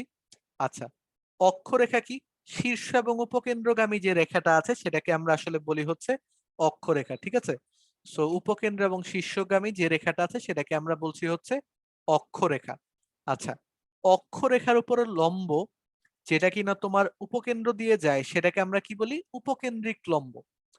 অক্ষরেখার উপর লম্ব এবং উপকেন্দ্রগামী সেটাকে আমরা বলি উপকেন্দ্রিক লম্ব। ঠিক আছে, তার মানে এখানে যদি আমরা বলি যে এটা তো এস, এখানে যদি আমরা ধরো নাম দেই এটাকে কি দিব, অ্যাজিউম অ্যাজিউম অ্যাজিউম কি নাম দেওয়া যায়, ধরো ও দিব না, আচ্ছা কিছু একটা তো দিলেই হয়, তোমার ধরো বি দেই, বি, এটা ধরো বি প্রাইম। সো এখানে actually b s b prime এটা হচ্ছে আমাদের উপকেন্দ্রিক লম্ব। তোমরা সবাই হয়তো জানো, এই জন্য আমি আর কি এগুলোকে ডিটেলসে বলতেছি না, আর তোমরা সবাই হয়তো জানোই। তারপরে হচ্ছে তোমার এসপি যে দূরত্ব আছে তোমার পি থেকে সেম দূরত্বে তোমার একটা রেখা যায় যেটা হচ্ছে তোমার অক্ষরেখার উপর লম্ব। পরাবৃত্তের ক্ষেত্রে সেটা শীর্ষ এবং উপকেন্দ্রের যে দূরত্ব এখান থেকে সেম দূরত্বে তোমার অবস্থিত হয়। এই এই যে লম্ব রেখাটা, অক্ষরেখার উপর লম্ব রেখাটা, ওটাকে আমরা কি বলি, দ্বিকাক্ষ। ঠিক আছে, ইউজুয়ালি কার্ভেচার টার্ভেচার সবকিছু বা ওটা তোমার এটার সাপেক্ষে অঙ্কন টঙ্কন করা হয়। ঠিক আছে, এই জন্য আসলে দ্বিকাক্ষ বলে বা নিয়ামক রেখা বলে। ঠিক আছে, সেটার পার্সপেক্টিভে সবকিছুকে অঙ্কন করি আমরা।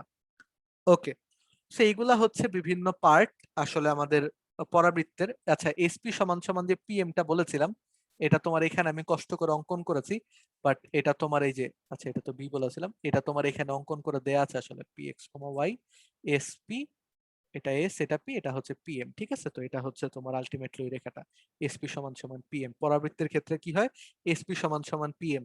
এটা তো সবাই আমরা জানি এবং জানি এটা কতটুকু ইম্পর্টেন্ট। ঠিক আছে, সো তোমরা জানো। এখন তারপরে দেখো আমাদের কি আসে, খেয়াল আছে, পরাবৃত্তের বিভিন্ন রকমের যে পরাবৃত্ত গুলো আছে সেইগুলোর যে ইকুয়েশন গুলো বা যে স্থানাঙ্ক গুলো সেগুলো আমাদের পড়া লাগে, তাই না? তো এখন আমরা ওইগুলো পড়বো।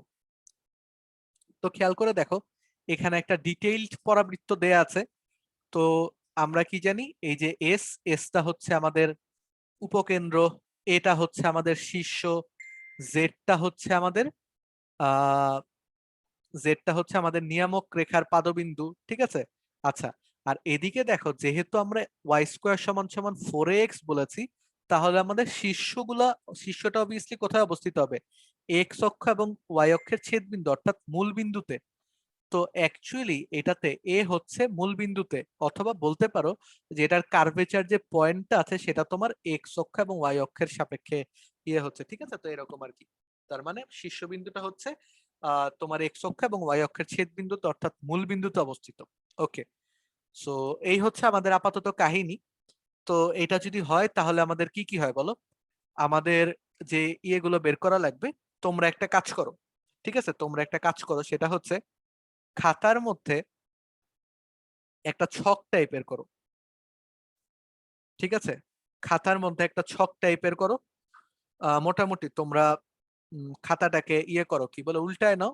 মানে হচ্ছে ধরো তোমাদের খাতাটাকে এইভাবে করে নিবা, এইভাবে করে নিয়ে 4টা কলামের একটা ছক করো। যদি এগুলো বইয়ে টয়ে আছে, বাট তারপরে একবার লিখে রাখো। ঠিক আছে, হয়তো অনেক কিছু বলতে পারি যেগুলো বইয়ে নাই, তো এইভাবে করে একটা ছক করে নিবা। ঠিক আছে, তারপরে উপরে 4টা ইকুয়েশন লিখবা।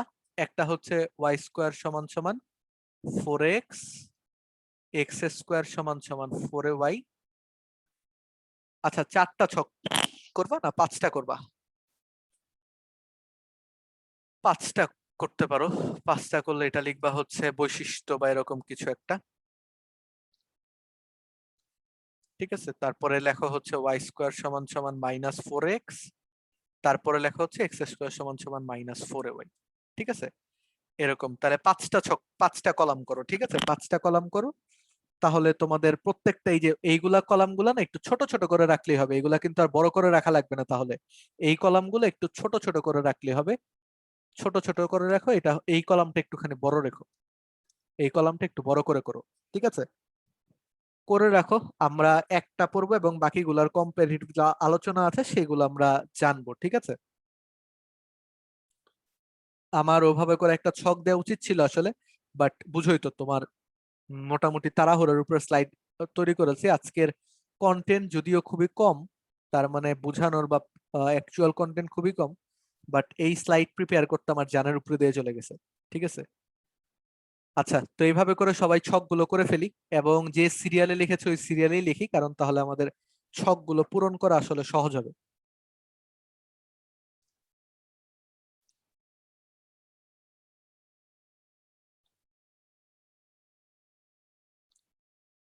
সবাই করেছি, করলে আমার পল কোশ্চেন লঞ্চ করে দিচ্ছি। পলের মধ্যে করো যে ছকটা আমার করা শেষ, ঠিক আছে। দাগ টাগ নিচের দাগগুলো আপাতত দেয়া লাগবে না, একটা করে লিখবো, একটা করে দাগ দিবা, ঠিক আছে।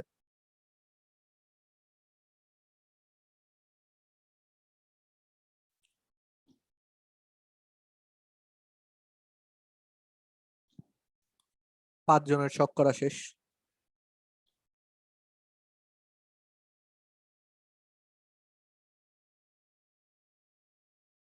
ওকে, সবারই শেষ, থ্যাংক ইউ। তাহলে আমি এই স্লাইডে সবকিছু মুছে দিচ্ছি, আমাদের স্লাইড পপ আপ করবে আসলে সবকিছু। ওকে, তো দেখো এখন তাহলে আমরা যেটা যেটা বের করতে পারি, প্রথমে হচ্ছে শীর্ষবিন্দুর স্থানাঙ্ক কত, প্রথমে বলে নিলাম 0,0। শীর্ষ কোনটা? এটা, এই যে এটা হচ্ছে আমাদের শীর্ষ, ঠিক আছে। তো শীর্ষ হচ্ছে 0,0, আমরা ওয়াই স্কোয়ার সমান সমান 4x এর আন্ডারে লিখবো, ঠিক আছে। তো শীর্ষ হচ্ছে 0,0, এ দিয়ে লেখো 0,0, ভালো কথা। তা আমাদের শীর্ষটা বুঝে গেলাম, কারণ এটা হচ্ছে এক্স অক্ষ এবং ওয়াই অক্ষের ছেদবিন্দুতে অবস্থিত। আচ্ছা, তারপরে হচ্ছে শীর্ষ যদি লিখি, এরপরে দেখো এরপরে হচ্ছে আমাদের বের করা লাগবে উপকেন্দ্রের স্থানাঙ্ক কত। উপকেন্দ্রের স্থানাঙ্ক দেখো আমাদের টোটাল ইকুয়েশন কি, ওয়াই স্কোয়ার সমান সমান 4x, এবং মাথায় রাখো উপকেন্দ্রের স্থানাঙ্কটা হচ্ছে a,0। আমি এক কাজ করি, কালো কালারে বা নেভি ব্লু কালারে লিখি। এটার স্থানাঙ্ক হচ্ছে a,0, এটা ছিল 0,0, এটা হচ্ছে a,0। তার মানে দেখো অ্যাকচুয়ালি এখান থেকে এইটুকুর কত বলতো, এ দূরত্ব না, বুঝতে পেরেছো? এইটুকু হচ্ছে আসলে এ দূরত্ব গেছে, তার মানে এ এস এর ভ্যালু হচ্ছে এ এর সমান। পরে পরে লিখবো এটা, আমরা এটাও লিখবো, ঠিক আছে। ওকে, দেন এগেইন তাহলে উপকেন্দ্রের স্থানাঙ্ক বের করলাম। তারপরে দেখো আমাদের নিয়ামক রেখার ইকুয়েশন কি হবে। দেখো উপকেন্দ্রটা কি, যেহেতু পজিটিভ দিকে কার্ভ, তো এটা হচ্ছে এ ছিল। তো নিয়ামক রেখা যখন তুমি বের করতে যাবা তখন খেয়াল করে দেখো এখান থেকে এটা যত দূরত্ব অবস্থিত, এখান থেকে এটা ঠিক সেম দূরত্বে এই পাশে অবস্থিত। অর্থাৎ এটা হচ্ছে তোমার কি, এই পাশে এ দূরত্ব গেছে, তো এটাও এই পাশে এ দূরত্বই যাবে, আসলে দূরত্ব এ যাবে, বাট এই স্থানাঙ্কটা কি হবে, নেগেটিভ দিকে না, 0,0 থেকে নেগেটিভ দিকে যাচ্ছে। তার মানে এই স্থানাঙ্কটা কি হবে, মাইনাসে, ভালো কথা।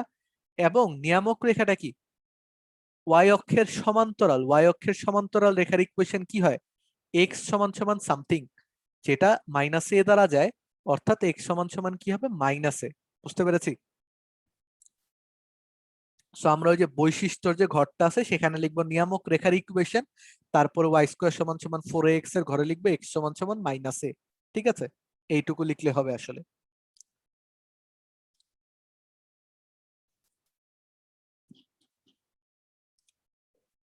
ওকে, হোপফুলি সবাই লিখে ফেলেছি। তারপরে হচ্ছে তোমার অক্ষরেখার সমীকরণ। দেখো অক্ষরেখার সমীকরণ হচ্ছে তোমার এই যে এটা দ্বারা যাচ্ছে নিয়ামকের উপর লম্ব, এই যে এটা হচ্ছে অক্ষরেখার ইকুয়েশন। তো অক্ষরেখার ইকুয়েশন অ্যাকচুয়ালি কি, এক্স অক্ষের ইকুয়েশন না, এক্স অক্ষের ইকুয়েশন আমরা কি জানি, ওয়াই সমান সমান 0। সো অক্ষরেখার ইকুয়েশন এটা হচ্ছে আমাদের অক্ষরেখা, তো এটার ইকুয়েশন হচ্ছে ওয়াই সমান সমান 0। আচ্ছা, আর নিয়ামক রেখার ইকুয়েশন কোনটা? নিয়ামক রেখা হচ্ছে আমার এম জেড এম প্রাইম দ্বারা বোঝানো হয়েছে এই জায়গাতে, ঠিক আছে। আর অক্ষরেখা বোঝানো হয়েছে তোমার এক্স প্রাইম ও এক্স দ্বারা। দেখো বুঝতে পেরেছো নাকি? বোঝার কথা সবার, সবাই হয়তো আগে থেকে জানো।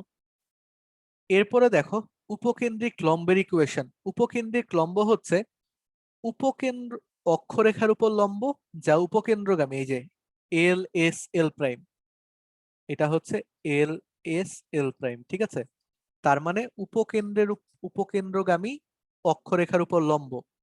এখন অক্ষরেখার উপর লম্ব মানে এটা কার সমান্তরাল বলতো? ওয়াই অক্ষের সমান্তরাল। তাহলে এইটার ইকুয়েশন হবে এক্স সমান সমান সামথিং, যেটা তোমার কোন বিন্দুগামী? এ কমা জিরো বিন্দুগামী। সো আমরা বলতে পারি উপকেন্দ্রিক লম্বের ইকুয়েশন হচ্ছে এক্স সমান সমান এ। বুঝতে পেরেছো?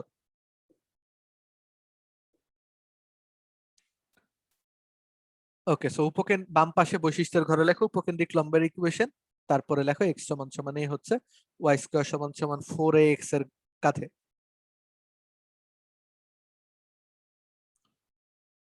ওকে, তারপরে দেখো, তারপরে হচ্ছে উপকেন্দ্রিক লম্বের দৈর্ঘ্য কত।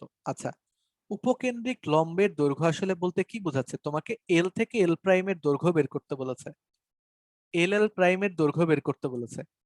তো এটা যখন তুমি বের করতে চাও, তুমি আসলে তোমার কি বের করতে হবে? এল এর স্থানাঙ্ক বের করা লাগবে। দেখো এল এর স্থানাঙ্ক বের করতে হবে এবং এল প্রাইমের স্থানাঙ্ক বের করা লাগবে। কিভাবে করে বের করতে পারো? দেখো, তুমি এল এস এল প্রাইমের ইকুয়েশন জানো না, এক্স সমান সমান এ, এবং তুমি পরাবৃত্তের ইকুয়েশন জানো ওয়াই স্কয়ার সমান সমান 4ax। আসলে তোমার এটা কি হবে বলতো? এই দুটোর ছেদ বিন্দু হবে। ছেদ বিন্দু যদি বের করতে আমাদের কি করতে হবে? একটা ইকুয়েশন আরেকটার মধ্যে বসায় দিতে হয়। তো খেয়াল করে দেখো, এক্স সমান সমান এ, এটা হচ্ছে আমার উপকেন্দ্রিক লম্বের ইকুয়েশন, এবং ওয়াই স্কয়ার সমান সমান 4ax হচ্ছে পরাবৃত্তের ইকুয়েশন। তো এগুলারই ছেদ বিন্দু আমার লাগবে আসলে, তাই না? তো এক্স সমান সমান এই যদি আমরা এটার মধ্যে বসিয়ে দিই তাহলে কি হবে? ওয়াই স্কয়ার সমান সমান 4a স্কয়ার, ঠিক আছে। তো এখান থেকে আমরা পেতে পারি হচ্ছে তোমার ওয়াই সমান সমান প্লাস মাইনাস 2a। তার মানে একটা স্থানাঙ্ক হচ্ছে, দেখো ওয়াই এর ভ্যালু হচ্ছে প্লাস মাইনাস 2a, এবং এক্স এর স্থানাঙ্ক কত? এক্স এর স্থানাঙ্ক হচ্ছে a, তাই না? তো দেখো এটার মধ্যে উপরেরটা যেটা, সেটার স্থানাঙ্ক কত? এল এর স্থানাঙ্ক হচ্ছে a কমা 2a, এবং এল প্রাইমের স্থানাঙ্ক হচ্ছে তোমার a কমা মাইনাস 2a। এটুকু কি বুঝতে পারলা? এইটুকু যদি তুমি বুঝতে পারো তাহলে তুমি যদি এখন এই দুটোর দূরত্ব বের করো, এল এল প্রাইম তুমি যদি বের করতে চাও, তাহলে তোমার বের হবে দেখবা রুট ওভার তোমার a minus a whole square, যেটা 0 হবে, এবং প্লাস তোমার এদিকে 2a 2a plus 2a whole square. তার মানে হচ্ছে কি বের হচ্ছে দেখো, 4a স্কয়ার, তার মানে এটা হচ্ছে তোমার root over 4a whole square, অর্থাৎ তুমি আলটিমেটলি বলতে পারছো 4a, ঠিক আছে। মডুলাস অফ 4a এটাই হচ্ছে তোমার দৈর্ঘ্য। সো আমাদের যদি কখনো বের করতে বলে যে এটার ইকুয়েশন কি হবে, যে কোনো ইঞ্জিনিয়ারিং ভর্তি পরীক্ষায় যদি তোমাকে বের করতে বলে যে প্রমাণ করো ওয়াই স্কয়ার সমান সমান 4ax এর উপকেন্দ্রিক লম্বের দৈর্ঘ্য হচ্ছে 4a, তুমি কি করবা? উপকেন্দ্রিক লম্বের ইকুয়েশন বের করবা, যেটা হচ্ছে x সমান সমান a, তুমি জানো। তুমি কি বলে পরাবৃত্তের ইকুয়েশন জানো, তারপরে এইভাবে করে ছেদ বিন্দু টেদ বিন্দু বের করে ফেলবা, ঠিক আছে। তারপরে দূরত্ব বের করলে উপকেন্দ্রিক লম্বের দৈর্ঘ্য বের হয়ে যাবে। হোপফুলি সবাই বুঝতে পেরেছি, কারো সমস্যা হওয়ার কথা না আসলে। ওকে, তো দেখো এই পর্যন্ত কি সবার ক্লিয়ার নাকি? ঠিক আছে, আমার এখানে কিন্তু হিজিবিজি হয়ে যাবে সবকিছু, তোমাদের খাতার মধ্যে সবকিছু একদম ক্রিস্টাল ক্লিয়ার থাকা লাগবে। ওকে, দেন পরের দেখো, শীর্ষবিন্দুতে স্পর্শকের সমীকরণ। শীর্ষবিন্দু এইটা, এটার উপর স্পর্শক হচ্ছে এটা, যেটা অ্যাকচুয়ালি কি ওয়াই অক্ষের ইকুয়েশন না, ওয়াই অক্ষের ইকুয়েশন হচ্ছে x সমান সমান 0। সেটা হচ্ছে এই ইকুয়েশনটা, সবাই বুঝতে পেরেছি আশা করি। আচ্ছা, তারপরে দেখো, এরপরে যদি আমরা যাই তোমার নিয়ামক রেখার পাদবিন্দুর স্থানাঙ্ক, যেটা হচ্ছে জেড। নিয়ামক রেখার পাদবিন্দু হচ্ছে জেড, তাহলে জেড কি? এটা মাইনাস এ বিন্দুতে ছেদ করেছে, এক্স অক্ষের উপর অবস্থিত, সো ওয়াই এর স্থানাঙ্ক হচ্ছে 0। সো তোমার নিয়ামক রেখার পাদবিন্দু হচ্ছে মাইনাস এ কমা 0, ঠিক আছে। রিলেট করে দেখতে পারো, তোমরা হয়তো তোমরা সবাই আগে দেখে আসছো, কারো যদি কোনোটা বুঝতে সমস্যা বলতে পারো, বুঝাই দিব আবার। আচ্ছা, পি বিন্দুর উপকেন্দ্রিক দূরত্ব হচ্ছে এ প্লাস এক্স। ঠিক আছে, পি বিন্দুর উপকেন্দ্রিক দূরত্ব হচ্ছে এ প্লাস এক্স। দেখো, খেয়াল করে দেখো, পি বিন্দুটা হচ্ছে এটা। ঠিক আছে, এটা একটু ভালো মতো বোঝা লাগবে তোমাদের। ওকে, একটা কাজ করি, পি বিন্দুর স্থানাঙ্ক হচ্ছে এইটা, তো এটাকে ভায়োলেট কালার দিয়ে বুঝাই, তাহলে একটু বুঝতে ইজি হবে। তো তোমার পি বিন্দুর উপকেন্দ্রিক দূরত্ব আসলে কত বলো তো? আমাকে বলো এটা। স্বর্ণা বলো, স্বর্ণার আজকে একটা কোশ্চেন জিজ্ঞেস করছিলাম, রেসপন্স করে নাই। সো পি এর উপকেন্দ্রিক দূরত্ব আসলে কত? এটা দিয়ে একটা ম্যাথ আছে আসলে। এটার উপকেন্দ্রিক দূরত্ব আসলে হচ্ছে, এটাতে কি দ্বারা রিপ্রেজেন্ট করছে পি এর উপকেন্দ্রিক? দেখো এসপি, তাই না? সেটা হচ্ছে এসপি। এসপি কার সমান? পিএম এর সমান না?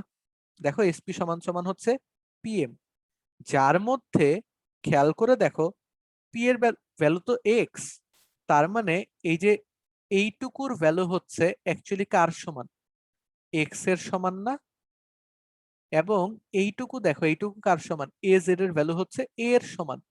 এই জন্যই কিন্তু পিএম সমান সমান, আমরা যদি এখানে এন ধরে নেই, তাহলে পিএম সমান সমান অ্যাকচুয়ালি হচ্ছে এম এন প্লাস এনপি।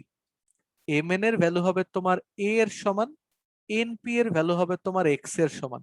ঠিক আছে, এই জন্যই আসলে আমরা বলি এ প্লাস এক্স। এটা একদম ডিরেক্ট মুখস্থ, তুমি লিখতে পারো। সো কোন পরাবৃত্তের ক্ষেত্রে উপকেন্দ্রের দূরত্ব বললে তোমরা 4x যেটা আছে সেখান থেকে এর ভ্যালু বের করবা, এবং এই ওই বিন্দু যেটা বলবে সেটার এক্স এর ভ্যালুটা অ্যাড করে দিবা এটার ক্ষেত্রে। ঠিক আছে, তাহলে আসলে হয়ে যাবে। বুঝতে পেরেছো সবাই?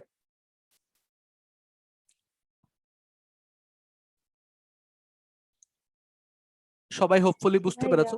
তারপরে দেখো আরো দুইটা ছোট ছোট স্টাফ আছে। নিয়ামক হতে উপকেন্দ্রের লম্বের দূরত্ব কত? দেখো, নিয়ামক হতে উপকেন্দ্রিক লম্বের দূরত্ব হচ্ছে 2a। তার মানে যেটা হচ্ছে নিয়ামক রেখা, এটা হচ্ছে উপকেন্দ্রিক লম্ব। লম্ব তো এই দুটার মধ্যে দূরত্ব দেখো, এইটুকু হচ্ছে এ, এইটুকু হচ্ছে এ, তার মানে এইটুকু হচ্ছে 2a আসলে। অথবা তোমাকে যদি বলে নিয়ামকের পাদবিন্দু থেকে উপকেন্দ্রের দূরত্ব কত, সেটাও কিন্তু 2a। ঠিক আছে, উপকেন্দ্রের মানে, আচ্ছা এটা মেনলি উপকেন্দ্রের লম্ব দূরত্বই বলছে, তার মানে উপকেন্দ্র পর্যন্ত যে লম্ব দূরত্ব সেটাকে বুঝাইছে আসলে। আচ্ছা, তারপরে হচ্ছে নিয়ামক থেকে শীর্ষ কতটুকু দূরত্ব? এ দূরত্ব, দেখে বুঝতে পারতেছো। আবার শীর্ষ থেকে উপকেন্দ্র কত দূরত্ব? এ দূরত্ব। তো উপকেন্দ্র হতে শীর্ষের দূরত্ব হচ্ছে এ, সেই দুটো হচ্ছে এ এ করে। তো দেখো, এই সবগুলা সবাই বুঝতে পেরেছো নাকি এবং নোট করতে পেরেছো নাকি? সবাই নোট করে নাও, পরের গুলার ক্ষেত্রে তোমাদের ইয়েগুলো খুব বেশি ইজি হয়ে যাবে। ঠিক আছে, কনভার্সন গুলো আসলে ইজি হয়ে যাবে পরের গুলার ক্ষেত্রে। কেউ যদি কোনো কিছু বুঝতে না পারো সেটাও বলতে পারো।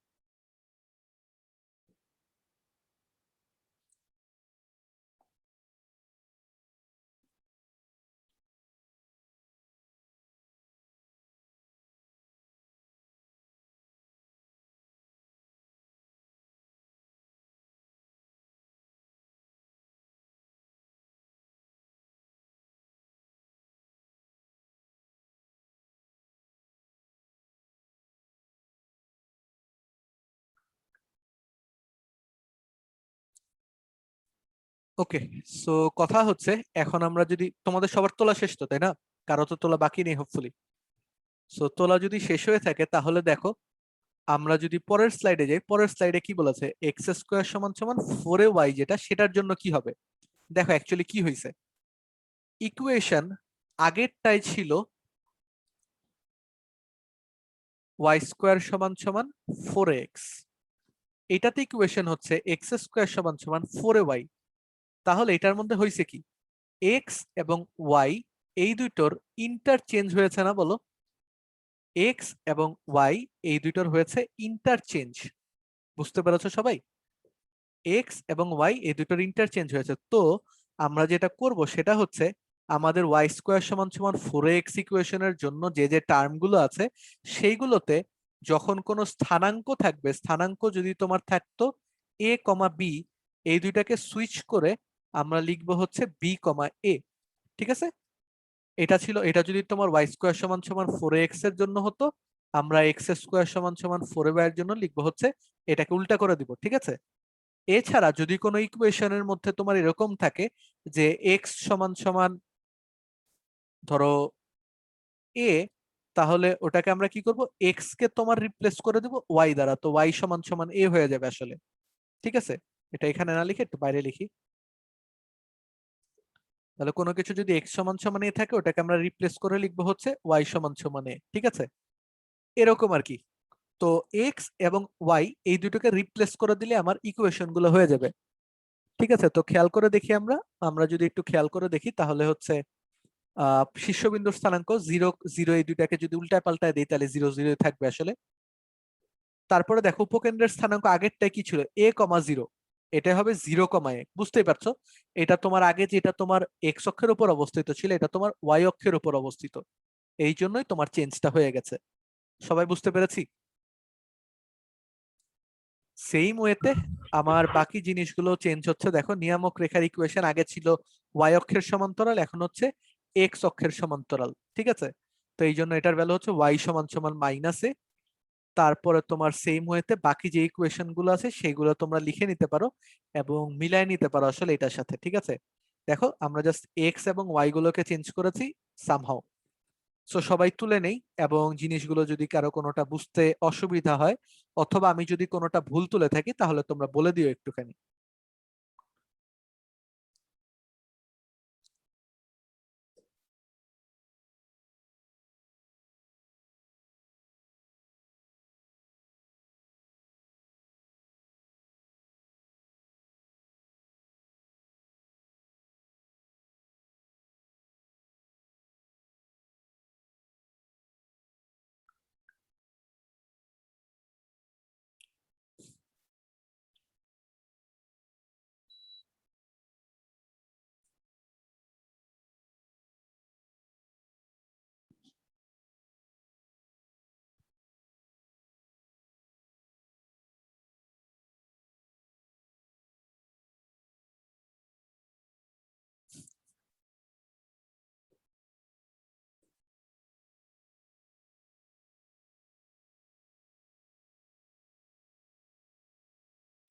আচ্ছা, লকডাউন নাকি পিছানো হয়েছে, বৃহস্পতিবার থেকে শুরু হবে লকডাউন,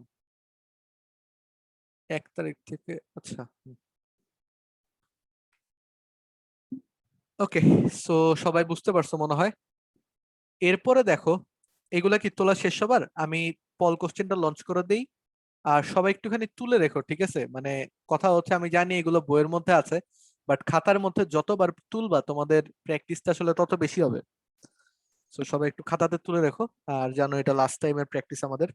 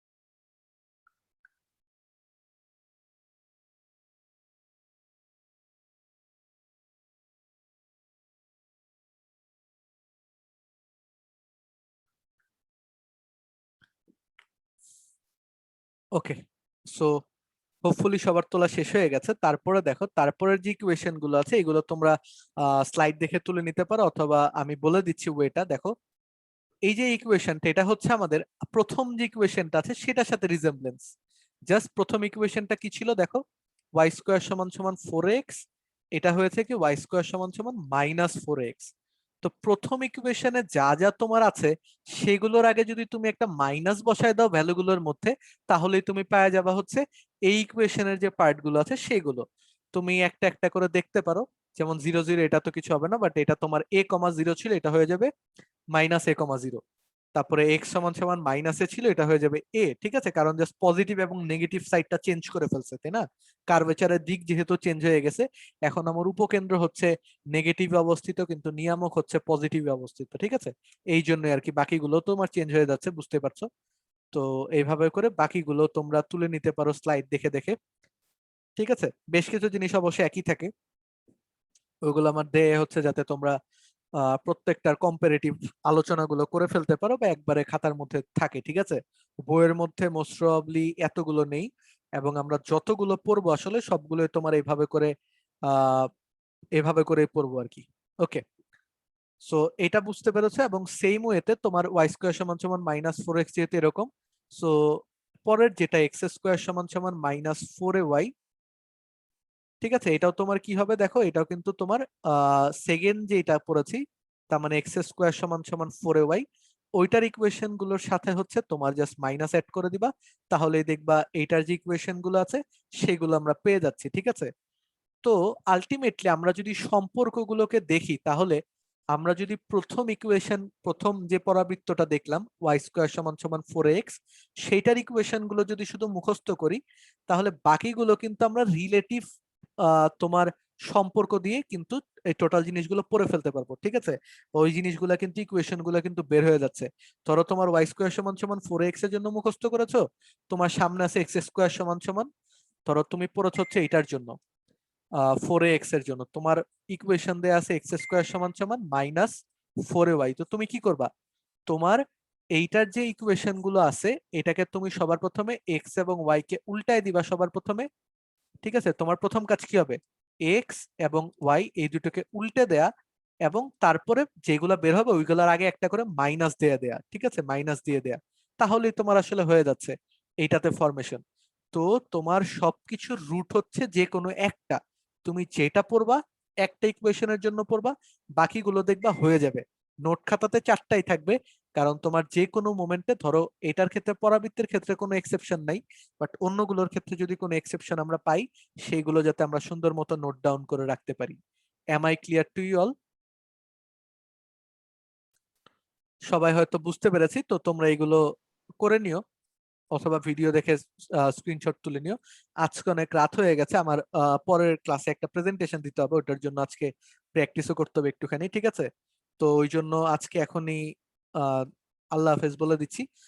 সবার সাথে ইনশাআল্লাহ নেক্সট ক্লাসে দেখা হবে, এবং আমরা পরাবৃত্তের ম্যাথ গুলো কিন্তু নেক্সট ক্লাসে করবো। ঠিক আছে, তো কেউ যদি চাও যে আগে আগে একটুখানি আগিয়ে রাখবো, তাহলে তোমরা এগিয়ে রাখতে চাইলে পরাবৃত্তের যে ম্যাথ গুলো আছে সেগুলো করে ফেলতে পারো, আসলে কিছু কিছু প্র্যাকটিস। এবং তোমরা তোমাদের ফিডব্যাক জানাতে পারো যে এইভাবে করে ক্লাসগুলো নিলে কি তোমাদের বেনিফিট হবে, নাকি আমি আজকের ক্লাসে পরাবৃত্ত শুরু করে পরাবৃত্তের ম্যাথগুলো করে দিতাম, এটা তোমাদের জন্য ভালো হবে। ঠিক আছে, এবং কেউ যদি তোমার বহুপদী বা ম্যাট্রিক্স অথবা সরলরেখার ম্যাথগুলো যদি কেউ করে না থাকো, তোমরা আরো একদিনের মতো সময় পেয়েছো অ্যাকচুয়ালি এই জিনিসগুলো প্র্যাকটিস করার জন্য। ঠিক আছে, তো তোমাদের ফিডব্যাকস এন্ড সবকিছু একটু আমাকে ইনবক্সে জানিও যে এই টাইপের ইনফরমেটিভ ক্লাস কি তোমাদের ভালো লাগে, নাকি একদম ডিরেক্ট অ্যাকশন তোমরা পছন্দ করো। ঠিক আছে, এই আর কি। তো আজকে এই পর্যন্তই থাকলো, সবাই ভালো থেকো, সুস্থ থেকো, আল্লাহ হাফেজ আজকের মতো। ঠিক আছে।